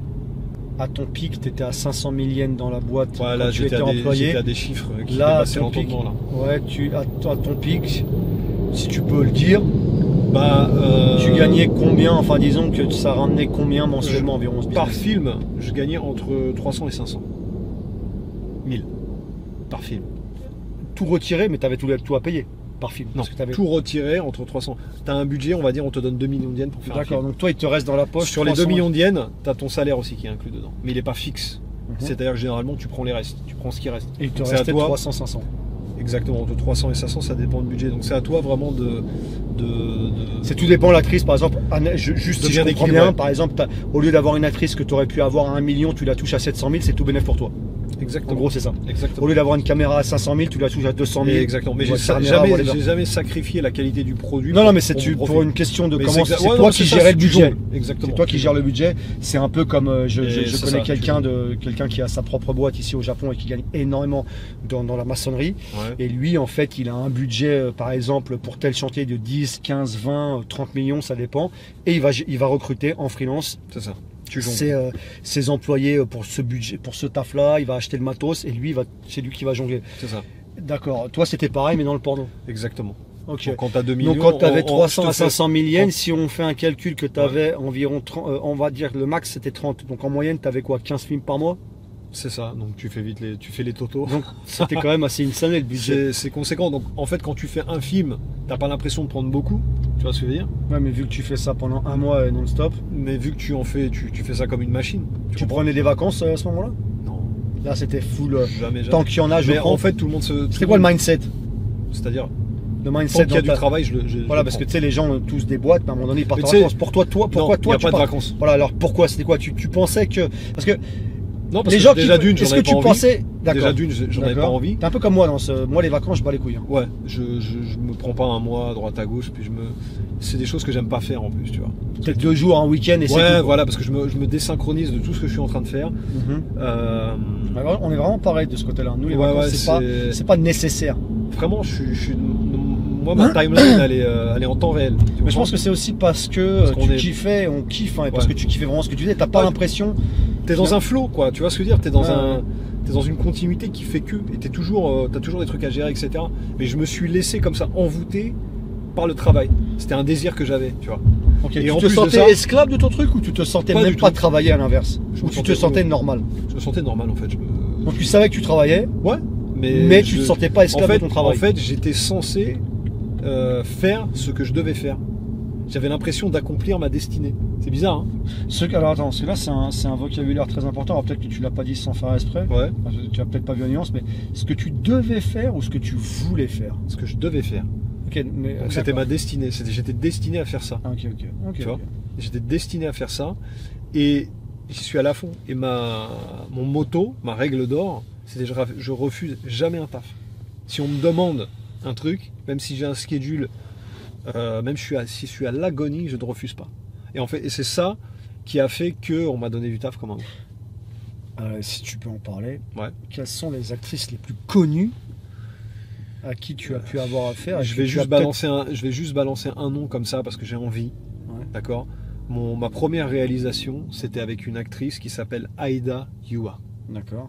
d'accord. Elle est connue à quel degré? Elle est connue que c'était une très grande star du milieu dans les années 2003, 2004, 2005, 2006, 2007. Était-elle plus 2008. connue que celle que tu as eu la chance d'avoir aussi, je crois, en relation, on va dire que tu as déjà eu la chance de faire une scène avec elle, je crois que c'était Maria Ozawa. Maria Ozawa, Est-ce qu'elle ouais, était plus exactement. connue qu'elle? Parce que Maria Ozawa, c'est quand même Ouais, star elle était- mondiale. Ouais, non, c'était. Moi, je connaissais pas celle que tu viens de me dire. Pour te dire. C'était un calibre. C'était Non, un mais tu vois, calibre- je te parle du commun des mortels. Par exemple, je connaissais, tout le monde connaît Je pense Maria que Ozawa. ouais, mais elle, je la en connais fait, pas. c'est vrai que Maria Ozawa, elle a transcendé Les frontières. les frontières. C'est vrai que c'est. vrai Est-ce que tu as eu plus connu qu'elle? Il y en avait une autre, Aoi Nantoka, qui est partie aux Philippines aussi là. Ah oui, exactement. Tu vois, qui était vraiment, tu sais, j'ai pas le nom. tu vois de qui je parle. Bien sûr. Bah, toutes ces stars-là, elles étaient dans la société pour laquelle j'ai Quand travaillé. tu les as côtoyés. Je les ai côtoyés Ça fait plus que ça. de proche comme de loin. Tu vois ce que je veux dire? Ozawa, c'était très proche. Très proche. Ça a été très Incroyable. proche. C'était comment? Excellent. Incroyable. Excellent. Et Incroyable, ça. bien. mais mon meilleur souvenir, bizarrement, c'est pas elle. Tu vois ce que je veux dire? Bah, quand tu es dans le milieu, alors je te coupe vite fait comme beaucoup aujourd'hui, Ouais. je pense que je t'ai coupé pas mal de fois parce que j'ai des petites virgules à dire par rapport à ce que tu dis. Quand tu es dans le milieu, tu te rends compte qu'il y en a des beaucoup plus sexy, magnifiques que celles qui sont connues. Ah oui, Tu exactement. vois, je veux dire, par- exactement. donc vas-y. C'est-à-dire donc, que t'as les starlets qui ont un peu qui ont de la visibilité, Ouais. mais t'as ceux qui sont moins connus et qui sont Resplendisantes. quasiment Et ton meilleur souvenir, c'était quoi alors pour les. plus exceptionnels. Non, vraiment, moi, celle qui m'a choqué le plus et qui m'a marqué à vie, Ouais. qui m'a marqué au fer rouge, c'est Aida Yua, quoi. Aida Yu. Faudrait que je te la montre. Ça se trouve, je la connais de vue, mais de nom, Tu l'as je te dis sûrement franchement, vue. De vue, de nom, ça me dit. La nada. première scène que j'ai tournée, d'accord, Mhm. en tant que caméraman, c'est avec elle. D'accord, fort, je suis curieux en vrai. Ah, tu vas péter un câble. Je suis curieux, non, mais je suis curieux de savoir si je la connais en fait. J'imagine bien que je vais péter un câble. Donc là, donc toi, Non, mais ça, c'est de la starlet ultime. tu as Nandake, tu as tourné environ 15 à 30 films par mois. Tu étais donc prestataire en gros. C'est ça. Et tu as fait ça. C'est Bah, ton- j'ai fait ça Toujours jusqu'à l'heure d'aujourd'hui. Je fais ça, mais je fais ça à une échelle moindre. Pourquoi? Et depuis quand? Pourquoi? Ouais, Parce pourquoi que déjà, pourquoi il y a- moins si ça gagne il autant y a- d'argent que ça? Pourquoi tu déjà il y a un pourquoi- besoin. Je m'adapte en fonction du besoin déjà. Aida je veux dire. Aida Nandake? Yua, Aida Yua? Yua, Yua? ouais. Ouais. Yua. Yua. Image. Ouais, non, tu vas péter un câble. Ah oui, je la connais. Ouais, ok. bien sûr. Ouais, Bien ok. sûr, Putain, elle c'est vrai qu'elle est très, elle est dans tous les sites que j'ai. Ouais, je vois. Ah non, puis en plus c'est vraiment la. Là on est dans. Là, tu l'as côtoyé. Ouais, là on est dans de la gale. Ouais. Là. Ouais, on est c'est dans de la la gale, gale, ouais, mais mais on est de justement, la gale. Et c'est Moi elle qui a- étais très friand Ouais. de films de gale, c'est vrai. Et c'est elle aussi qui a. Elle faisait beaucoup de films où elle était à la plage, dans les Nampa plages. Ouais. Donc ça faisait Nampa à la plage, et elle devait aller dans les tentes, soi-disant pour se faire masser, et genre, soi-disant, Très il dominante. panjin tequila, et Exactement. en fait elle est pas panjin, sans doute, mais Personnalité, bah ça c'est les beautés du porno japonais. c'est ce que j'adore. La Alors, mise en scène. donc tu as commencé à diminuer ton rythme, tu as commencé à Ouais, diminuer j'ai ton au rythme fur et à mesure quand des et années. pourquoi? Bah, Enfin, pourquoi déjà surtout d'une, on est sur une industrie à l'heure actuelle qui est sur le déclin. Le porno japonais, le mode de consommation des gens a changé. Ok, ils consomment quoi maintenant les mecs? Du porno gratuit, il y a très peu de gens qui maintenant payent. Et Consommer j'ai envie leur de te porno. dire qu'il y a un intérêt, sachant que tu as tellement. Je me rappelle qu'à l'époque, il y avait ce fameux site qui a été un peu le début de la fin. Mhm. C'est le site You machin. Ouais. Hein. C'était le seul qu'on connaissait, mais c'est vrai que maintenant des sites comme ça, des Il y avait, des portails, on va dire. Tube 8 aussi. Ouais, Ouais. il y en a. Bon, et maintenant, il y en a partout. Il y en a Et partout. tout ce que tu veux voir, tu le vois Il y a- gratuitement. Il y en a partout, tout ce que tu veux Mais voir. alors tu ça, le vois ça a dû gratuitement. niquer de fou l'industrie du Il y a, porno. mais Mais pas que japonaise, Il y a le finalement. piratage massif. Non, tout le monde y est. Tout le monde y est. Que ce soit même le porno, que ce soit même les différentes industries, différents médias comme le cinéma, etc. Il y a un manque à gagner. Il y a un manque à gagner conséquent, mais bon, on n'a pas les moyens du cinéma non plus. Ça, c'est bien. toi, t'estimes, parce que c'est vrai que moi, bon, là, je pose la j'estime question, qu'on est mais sur en le vrai, déclin. je sais que ça t'a vachement impacté, puisqu'on en parlait. Toi, t'estimes, en vrai, que ça a impacté à combien de pourcents? Moi, je pense que c'est énorme, Moi, le je vais te pourcentage de baisse de entre- finances que tu as eu. Moi, entre Entre le début de ton le apogée, pic, ouais, entre voilà. l'apogée, le pic, cet apogée-là, elle a duré quoi 2 ans, 3 ans max. Tu vois ce que je veux dire? Après, ça a été un déclin. Tu vois, c'est un déclin progressif. C'est pas plus d'un coup, mais ça a été progressif. Tu vois. Mais en plus de ce que je sais, de ce que je me souviens, puisque tu m'en parlais aussi, c'est qu'il y a eu au même timing. En fait, je crois que le porno s'est fait tirer dessus dans tous les sens. Parce qu'au même timing, tu m'avais dit qu'il y a eu aussi le Japon. Alors, tu vas nous expliquer ça en détail. Bah, mais le Japon qui a voulu nettoyer l'image du Japon à la veille des Jeux Olympiques. À la veille de l'arrivée des Jeux Olympiques, ils ont commencé à se dire, ok, quelle est notre image à l'international? Et ça, c'était très problématique pour le gouvernement japonais. D'accord. Donc ils ont commencé à resserrer les vis, dirais-je. Et ils ont commencé à instaurer tout un type de nouvelles restrictions. D'accord. Sur maintenant, par exemple, le truc qui a vraiment détruit beaucoup de sociétés, parce que ce qu'il faut savoir, c'est que les seules sociétés qui sont encore en vie au Japon, qui produisent encore du porno, ce sont les majors, quoi. Tu vois, ce sont vraiment les grosses sociétés. Toutes les petites sociétés de l'époque qui arrivaient à produire quand même du contenu, elles ont toutes été décimées. Ok, d'accord. Et c'est quoi la raison? Tu m'as dit des trucs qui ont changé, par exemple? Bah déjà maintenant, restrictions. Il y a des lois qui protègent beaucoup plus les actrices. Alors, et qui font que maintenant, quand tu négocies un contrat, d'accord, tu ne peux utiliser les images que sur une durée donnée. Ça c'est un peu Zulu, j'ai envie de dire. C'est très une actrice, quand elle prend son salaire, elle le prend avec. C'est négocié sur. Elle est au courant. À l'époque, elle prenait des gros salaires, les actrices. Et donc Mais même maintenant, elles prennent des gros salaires. Sauf que tu as cette loi-là qui oblige les gens à justement à signer des contrats qui sont beaucoup plus complexes qu'ils n'étaient dans le temps et qui sont limités dans le temps. C'est-à-dire que maintenant, il y a une limite. De temps. Quant à l'utilisation de l'image. Alors dans ce cas-là, juste une question, parce que c'est quand même une production qui coûte ultra cher en général. Alors c'est moins cher qu'un film Hollywood ou quoi que ce soit, on est d'accord, qu'un film normal, mais un film porno ça coûte du pognon. Ça coûte du pognon. Le mec, je vais faire ça, je vais dire un chiffre grosso merdo qui est totalement totalement obsolète. Ok, le mec a signé toutes ses actrices pour ce tournage-là, et il a le droit à 1 an. 1 an après, il doit faire quoi?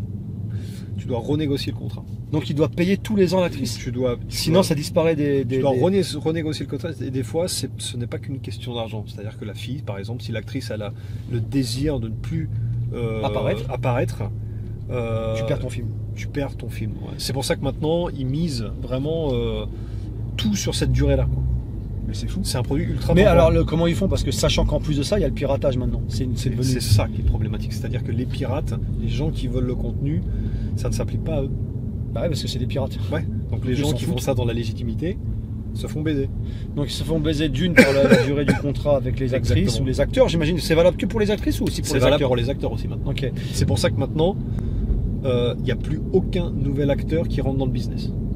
Ils ont trop peur qu'un acteur, ne serait-ce que même un figurant, aille et dise je ne veux plus apparaître dans ce film. Parce que même si un figurant, même si c'est un figurant qui dit qu'il ne veut plus apparaître dans ce film-là, ils sont obligés de supprimer le produit. C'est pas un truc de fou. C'est pour ça que maintenant le business il est locked. C'est-à-dire que il y a personne qui peut rentrer. Personne. Ça veut dire en gros bien. Est-ce que ça c'est on est dans la mort du porno japonais? Franchement, j'en ai discuté avec plein de gens. Ça va devenir très difficile. Potentiellement, si les règles deviennent de plus en plus invivables et de plus en plus difficiles, ça peut arriver à une extinction complète du porno au Japon. Moi, c'est marrant parce que moi, je connais une actrice assez proche, qui est très connue maintenant. Et alors, elle tourne dans tous les sens. Elle fait elle est tout le temps en tournage. Et c'est une star dans son milieu. Donc elle, Minky Joyu. Donc elle, tu me dis, parce que j'en avais jamais parlé avec elle en fait. Ah, elle est protégée par ce truc quoi. Donc elle renégocie ses contrats tout le temps dans tous les films qu'elle tourne. Ça doit pas être elle directement, mais sûrement ses managers. Ouais, son manager. Mais je pense que après, je connais pas. Est-ce qu'il y a plus vraiment? Est-ce qu'il y a des contrats des fois qui peuvent être faits à l'enseigne ou c'est vraiment toutes les boîtes? Non, parce que maintenant en fait, tu dois soumettre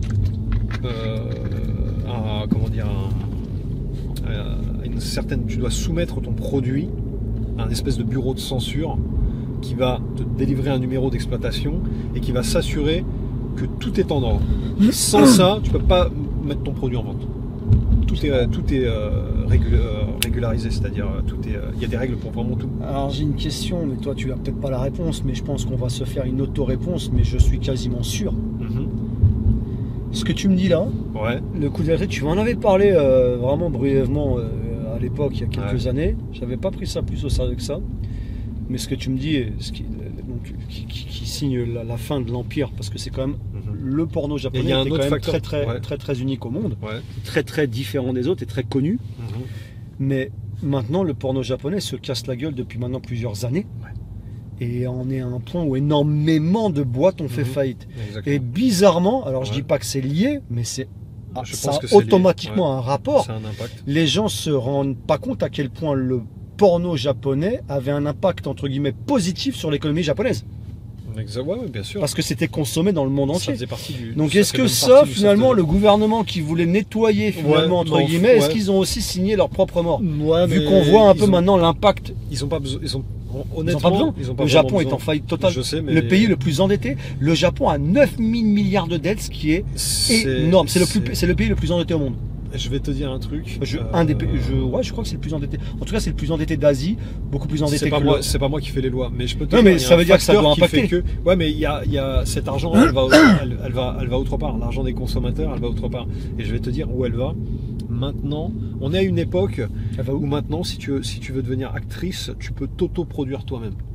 On est dans une époque où les gens peuvent s'auto-produire eux-mêmes. Ils peuvent passer par des plateformes comme OnlyFans, ou même au Japon, tu as Fantia, d'accord? Ouais, tu as Fantia. Ou tu as plein d'autres trucs. Ouais.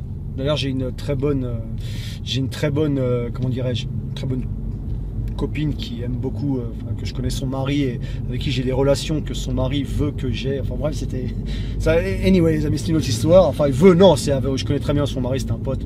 Et bref, elle, je l'avais accostée il y a longtemps. Et elle était hôtesse à l'époque où je l'ai accostée, hôtesse à Ginza, parce que je vous avais dit que je travaillais à Ginza. Je l'ai connue à cette époque-là.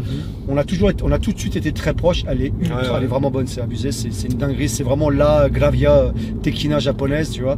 Et son mari, première chose qu'il me dit, lui, il rêvait. Bon, c'est une relation spéciale, hein, vous n'allez pas juger, il y a de tout pour faire un monde, mais lui, voilà, il rêvait que de ça, que moi et sa femme. Anyway, on a donc exaucé son rêve plusieurs fois.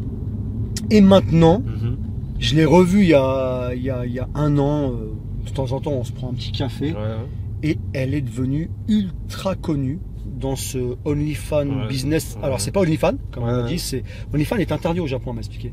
Ouais, en fait, c'est Fantia, non? Il y a plusieurs boîtes, elle m'avait dit, je sais plus, en fait. Et elle est ultra connue dans le milieu maintenant, elle a genre des 200 000, tout ça, fans sur Insta, 200-300 000 fans sur Insta, qui est beaucoup pour un truc comme ça japonais. Et elle a énormément de trucs.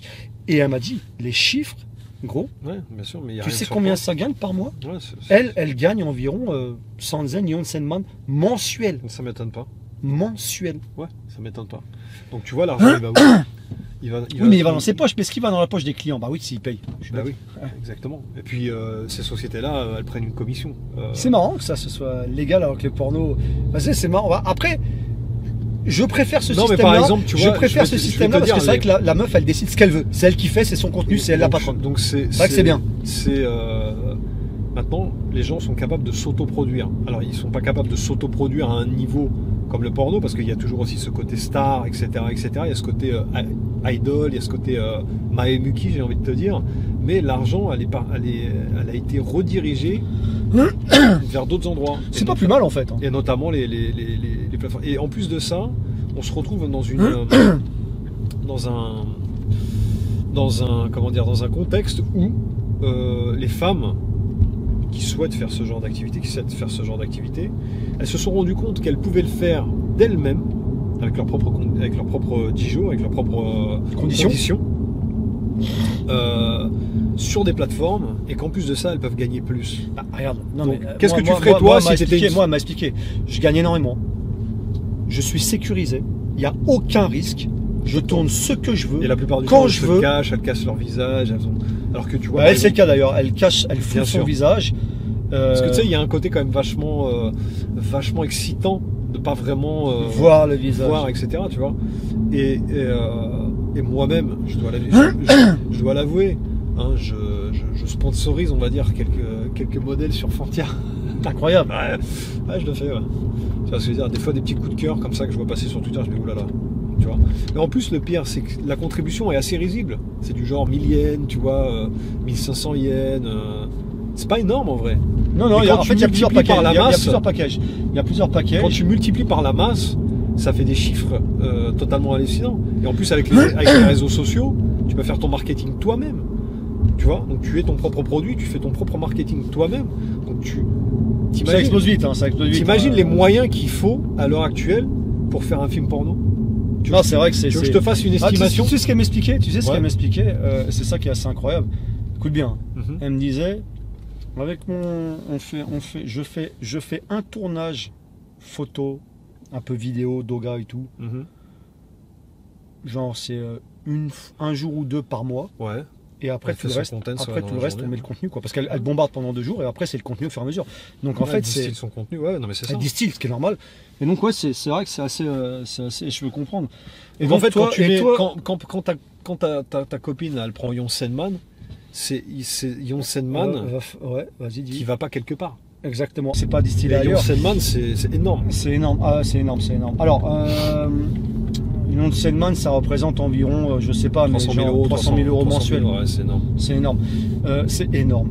Donc, les amis, sur ce, donc on va continuer parce que là, donc toi, tu as commencé à arrêter, mais tu t'étais dit. Justement, il y a plein de choses qui ont fait que le déclin, j'ai vu arriver. Moi-même, j'ai vu que dans la quantité. Progressivement elle baissait de ce qu'on me demandait, tu vois ce que je veux dire. On est passé à un pic à genre 30 films par mois, ce qui était un rythme frénétique totalement fou. Ouais. D'accord. Ouais, bah là oui. Parce que là c'est tous les jours. Là c'est tous les jours. Et des fois c'est plusieurs plateaux que tu dois gérer pendant la même journée. Tu vas sur plusieurs gambas. Tu vas sur plusieurs gambas, tac, tu check, etc. Donc là tu délègues, tu gères des équipes en fait. D'accord. Tu vois ce que je veux dire. D'accord. Quand je produis, je ne réalise pas. Je fais que produire. Ok. Et donc le déclin, les années. C'était vers quelle année? Donc ça a commencé avant les JO, donc avant Covid, quoi. Avant les JO, ouais, je pense que tu vois, j'ai dans mon deuxième épisode de X-City 02, justement, je raconte l'histoire du porno japonais. On commence vraiment à la fin des années 60, début des années 70. Et en fait, moi j'ai noté ce déclin. Il a commencé déjà, genre en 2012-2013, ça commençait déjà à décliner. D'accord. Tu vois. En fait, la chute des gars a annoncé quasiment Tamatama la chute du porno. Totomoni, j'ai envie de te dire, Shinkro Sareta. Mais j'ai envie de te dire, c'est parce que c'est à ce moment-là. C'est bien parce que la chute des gars m'a fait mal. Si les gars chutent, tout chute. C'est à ce moment-là que les modes de consommation ont commencé à changer. Exactement. C'est l'internet qui s'est quand même imposé, même au Japon. Hein. Le Japon, tu sais, parce qu'avant c'était très format vidéo et CD, DVD, tout ça. Et d'ailleurs, on voit maintenant dans la base de clients qui achètent des DVD porno au Japon, c'est les quinquagénaires, c'est les mecs de 50, 60, 70 ans. Plus type collection. Plus type collection, et surtout en plus, tu vois que le marché s'adapte. Et avant, il y avait aussi beaucoup dans les tsutaya, tout ça. Alors, ça existe toujours, j'imagine. Mais alors, il y a de moins en moins de lental. Il y avait le lental. Bien sûr, c'était un business très important. Quand tu avais des films dans ton rental, quand tu avais tes films dans un rental de tsutaya, c'était 1000 copies que tu pouvais envoyer. Ah ouais. Tu comprends? Geo a disparu. Geo a disparu, ça c'est quand même. Geo a disparu, il y en a de moins en moins. Je pense que tous les magasins, que ce soit Tsutaya ou Geo, se sont adaptés. Ou les autres types de rental, je pense que tu as 60% du parc qui a disparu ces dernières années. Toi et moi, on en a vu disparaître des milliers des Geo et des Tsutaya. Moi, je me rappelle que c'était une époque incroyable, parce que l'époque, quand j'allais au Tsutaya, quand je faisais pas mal de Nampa, j'avais un endroit où j'aimais aller, et des fois, c'était vraiment la magie. Ça m'arrivait plusieurs fois de tomber sur des meufs là-dedans. Ouais. C'est quand j'allais dans les Tsutaya et j'allais dans le rayon Avery. Ah, c'est magique ça. T'as le rideau interdit au moins de 18 ans, tu sais, et quand tu rentres et que tu voyais et souvent, que ce soit Shibuya, Shinjuku, whatever, je tombais sur des meufs solo qui étaient là en train de regarder les jaquettes de porno japonais, et dès qu'elles voyaient arriver, tu sais, il y avait ce jeu du regard. Elles savaient que je regardais, parce que tout de suite tu tombes sur une bigine incroyable dans le rayon spécial film porno only, avec le rideau qui cache tout. Et là, le jeu du regard commençait. C'est vrai qu'il y a plus ça. Il y a plus ça, et c'est triste. Ouais, exactement. Et donc, et puis même, c'était aussi une occasion de découvrir des trucs de fou. De fou, des jaquettes que tu ne pouvais voir. Des jaquettes, c'était aussi l'occasion de rêver. Parce que moi, la première fois que j'ai rêvé de faire du porno, que j'ai rêvé de ces actrices magnifiques, c'est quand j'ai été dans un magasin de DVD pour adultes à Akihabara, shop qui n'existe plus, où j'ai découvert les premiers DVD de Natsume Nana. Et alors là, donc. Et donc déclin. Déclin, ça commence. Est-ce que tu 2012, 2013. Après, là, en gros, t'en es où? Est-ce que tu continues à faire ça ou tu maintenant, je produis encore, mais c'est vraiment. On est à genre un titre tous les 2 mois environ. Pourquoi? Ok, donc c'est ultra rare. Est-ce que tu as des parts plus de sur d'autres titres ou t'as rien du tout? Non, j'ai rien du tout. C'est contrat sur contrat et c'est contrat sur contrat. Mais là, en fait, j'ai plus même moi-même le désir de bouger entre guillemets, tu vois. Je veux garder un pied dans le. Parce que la légende Joe le porno n'existe plus? Non, si, elle existe encore, mais elle existe moins, elle est moins présente parce que je fais d'autres choses, j'ai d'autres envies à l'heure actuelle. Alors qui hélas vont devoir être. C'est-à-dire que quand tu fais quelque chose pendant des années. Dans un autre podcast, parce qu'on avait prévu de le faire dans ce podcast, mais comme vous pouvez le voir, ça fait déjà, j'imagine, 1h30 qu'on est en podcast là. Finalement, le porno prend une longue. On fera la suite plus tard, mais vas-y, continue. Vrai. Et donc, ouais, je disais, et donc là maintenant, quand je bouge, faut vraiment que je kiffe l'actrice. Non, c'est plus par passion. Là, c'est par pure passion. Passion et nostalgie de pas quitter le pied entier du milieu, quoi. Exactement, et surtout. Qui t'a fait au Japon finalement. C'est un peu le milieu qui t'a fait. Carrément, c'est le milieu qui m'a fait, tu vois. Et d'ailleurs, je mets un point d'honneur maintenant à finalement embrasser cela, tu vois ce que je veux dire, à prendre dans mes bras. Et grâce à toi d'ailleurs, grâce à toi mon ami, tu as su ah oui, à l'époque garder la flamme, oui. Tu vois ce que je veux dire. Là, je vois ce que tu veux dire. Et en fait maintenant je bouge vraiment que pour du Magnum Caliber. Ouais, c'est bien, c'est vrai que ça fait partie de toi et c'est toujours important de garder une partie de son identité et de ce qu'on est. Bah exactement, tu vois ce que je veux dire, et de pas tout vouloir effacer. Exactement. C'est pas de vouloir faire un contrôle alt sup. C'est ça. Le contrôle alt sup de quelque chose de positif est très triste. C'est vrai. Et donc là, tu peux faire contrôle alt sup sur certains trucs, hein, les amis. Il y a des contrôles alt sup qui sont en gros des effaçages qui sont des fois nécessaires, des choses que tu n'as jamais voulu faire, des choses que tu regrettes, des choses qui t'ont mal mis dans ta vie, etc., qui t'ont impacté négativement. Mais quand c'est le contraire, je pense qu'il faut toujours le garder. Mais ça, c'est une parenthèse. Non, mais je veux dire, et donc maintenant, tu en es à un par mois, un tous les 2 mois, un par mois. Ça dépend vraiment. Il faut vraiment que l'actrice, elle ait quelque chose de très spécial. Ouais. Là, récemment, j'ai bougé sur une nouvelle actrice là, qui vient de démarrer. Là. Elle a sorti son premier title, elle sort un deuxième title au mois d'août. Et je peux te dire que le calibre, il est Magnum. 347. C'est une ancienne idol. Donc déjà, qui dit idol dit fanbase de fou. Oui. Tu comprends? Contrat de malade. Mais par contre, le premier. C'est celle dont tu m'as parlé la dernière fois là? Ouais. Et le premier DVD, il est explosif en termes d'Oliage. Et en plus de ça, il y a une évolution qui est très intéressante. C'est vrai qu'elle est Magnum. Elle est Magnum Caliber. Et bon, par contre, je ne l'ai pas magnomisé. Alors ça, c'est important de savoir. Depuis, parce que ça, on n'en a pas parlé, mais depuis que tu es, alors ça c'est bien que tu le parles parce qu'on n'a même pas dit. C'est ça. Depuis que tu es à ton compte et que tu es donc prestataire, tu n'as jamais plus touché à une fille entre guillemets dans le travail. À part, tu n'as plus tourné avec les filles. À part dans les cas d'extrême urgence, c'est-à-dire il n'y a plus d'acteurs, ou il y a un problème, ou il y a un truc. Non, dans ces cas-là, c'est quoi? Tu t'auto-payes? Non, on te recrute. Non, je fais ça gratuitement, je sacrifie mon corps. Ah, c'est quand même très noble de ta part. Je veux dire. Parce que ça coûte cher. Je veux dire, toi, tu vois une gale à l'agonie qui ne demande que ça de finir sa scène. D'accord. Tu vas dire, tu vas pas y aller comme un général ou Ikula deska. Ou tu vas faire Ikula deska. Toi, tu demandes Ikula deska. Ah, Itsu demoi, quel est Ikula deska? D'accord. Moi, je demande pas Ikula deska. Tu vois. Je me dis, écoute, il faut faire le taf. Donc là, j'y vais. Non, je veux dire Itsu deska. Tu vois ce que je veux dire? Itsu deska. Et de temps en temps. Alors c'est pareil, c'est très occasionnel. J'ai encore quelques petits rôles à droite à gauche, mais c'est vraiment quand on me le demande et on ne voit jamais. D'accord. Ouais, on voit juste on voit le corps, du on travail, voit l'outil, on voit le corps, parce que finalement l'acteur en lui-même, il est pas important. C'est pas quelque chose de très important. Tu regardes pas un film parce que tu veux voir un acteur. Ce qui t'arrange bien. Oui, mais c'est une technique très utilisée. Je t'appellerai tout à l'heure. Ouais, il n'y a pas de souci. Hein, on discutera. Toi, on te grille direct. Hein. Excalibur.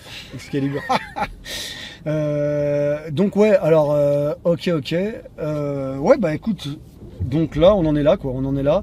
Et donc, vu que tu fais plus ça, on est d'accord. Alors, tu as amassé un paquet de pognon. Enfin, attention, par rapport à ce que nous, on estime être un paquet de pognon, on n'est pas des multimilliardaires. Non. On n'est pas. Force à lui. Des fois, je le cite, des fois, je les cite, mais je cite les gars que vous connaissez tous. Hein, on a une poussée, on va dire. On n'est pas des GMK ou quoi que ce soit.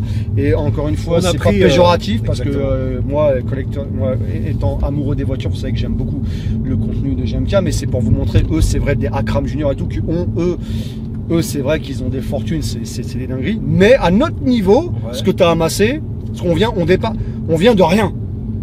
On vient du zéro néant, du zéro. Je vis confortablement et ce que j'ai amassé ce que tu as amassé, finalement, produire de nouvelles idées.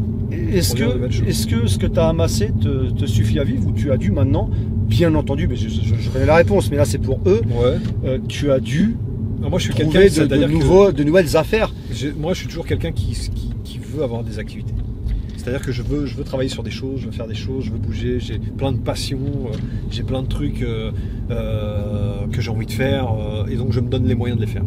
Et donc maintenant, tu n'es plus du tout dans... Enfin, je veux dire, bien sûr, tu as ça, mais tes nouvelles affaires ont un rapport avec le porno ou plus du tout? Je parle pas de ce que tu continues à faire pour le porno, on en a parlé une fois tous les 2 mois, tu le fais. Ok, mais les nouvelles affaires, est-ce qu'elles ont un rapport ou aucun rapport? Ou elles sont attachées d'un minimum? Non, elles ont plus rien à voir, à part quelques petits projets à droite à gauche que j'ai initiés récemment. D'accord. Mais sinon, non, ça n'a rien à voir. On reste toujours dans le visuel, on reste toujours dans la création, dans le créatif. Mais après, si j'arrivais à conjuguer les deux d'une manière ou d'une autre, ça serait intéressant de le faire, tu vois. Mais à l'heure actuelle, non. Ok. Alors, les amis, si vous êtes intéressés, parce que hélas, on va devoir couper le live. Vous savez que là, on va couper pas ce live, cette vidéo. On va couper la vidéo et on va maintenant enchaîner un deuxième podcast, cette fois-ci avec Amine Japania, pour la chaîne Zapodcast. On arrive au bunker. On va tourner le podcast de Zapodcast. D'ailleurs, si vous êtes intéressé par d'autres podcasts différents, un format totalement différent, vous allez voir, allez sur la chaîne Zapodcast. Je vais aussi balancer le lien en description, tiens, pendant qu'on y est. Ça peut être intéressant. Allez aussi, hein, bon. Donc, faites-nous savoir en commentaire, mais ce que vous avez aimé, ce que vous avez pensé de la vidéo. Si vous avez des questions à poser concernant tout ce milieu du porno ici au Japon, des choses que Joe pourrait peut-être répondre, auquel Joe pourrait peut-être répondre, allez-y, posez les questions en commentaire. Alors, je préfère le dire, c'est inutile de me contacter en DM pour devenir acteur. Ouais, alors ça je le rajoute. J'ai encore eu un message la dernière fois en dessous d'une de mes GTR de quelqu'un qui disait oui, j'aimerais être... Alors, les amis, ça sert à rien. Jamais il y aura un seul... ça n'arrivera jamais. Profitez des vidéos, mais vous n'allez jamais être via nous. Via Joe, en tout cas, acteur porno ou quoi que ce soit, ça n'existe pas. Et donc, si vous êtes intéressé, finalement, moi qui pensais raconter la suite, ce qu'il fait maintenant en principal. Ça pour un 3e épisode. Putain, non, Masaka. Ah, mais c'est un. Ouais, je sais, mais je veux dire quand même. Je crois que c'est à WOM en plus. Attends, je vais le checker. Ah ouais, merde. Ouais. Non, mais ça se trouve, c'est. Ouais, non, parce que j'ai commandé un truc sur Amazon là. On va voir. Non, mais vas-y, on va. Donc, les amis, on parlera de la suite parce que bien sûr, donc là, il a d'autres affaires maintenant. Donc, on parlera de la suite dans un autre podcast. Dites-nous ce que vous avez pensé de ce podcast en commentaire. N'hésitez pas à liker la vidéo si vous avez aimé.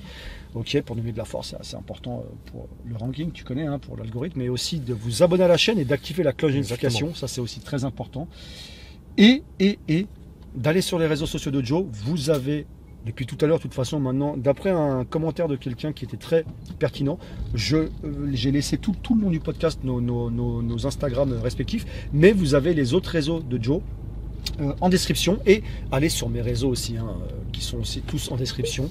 Et le reste, je me gare les amis, faites pas attention, le reste donc du podcast, hein, de ce que fait Joe maintenant, depuis, parce qu'il y a eu plusieurs affaires qu'il a fait, vraiment des trucs encore, je dirais peut-être plus intéressants même. Ah non, aussi intéressants. enfin différent mais aussi intéressant. Ce qu'il fait maintenant, ce qu'il a fait entre-temps, il y a des trucs qu'il a entrepris, qu'il a dû arrêter. Ce qu'il fera peut-être. Et ce qu'il fera aussi dans le futur. Et aussi, bah, moi, un podcast sur tout ce que je fais, parce que j'ai fait quand même pas mal de choses. Et je fais pas mal de choses maintenant. Eh bien les amis, faites-nous savoir tout ça en commentaire, n'hésitez pas à vous abonner, tout ça va arriver dans un prochain podcast. J'espère que vous avez aimé. Ah merde, putain, ça faut que je le fasse arriver. Sur ce les amis, je vous dis, on vous dit, attendez, hein, je suis en train de faire un bac, hein, voilà, c'est pour ça que vous avez ce son. Voilà, hein, on est dans une BM. On vous dit à bientôt. Et ça là-bas. Ah bah. Et yo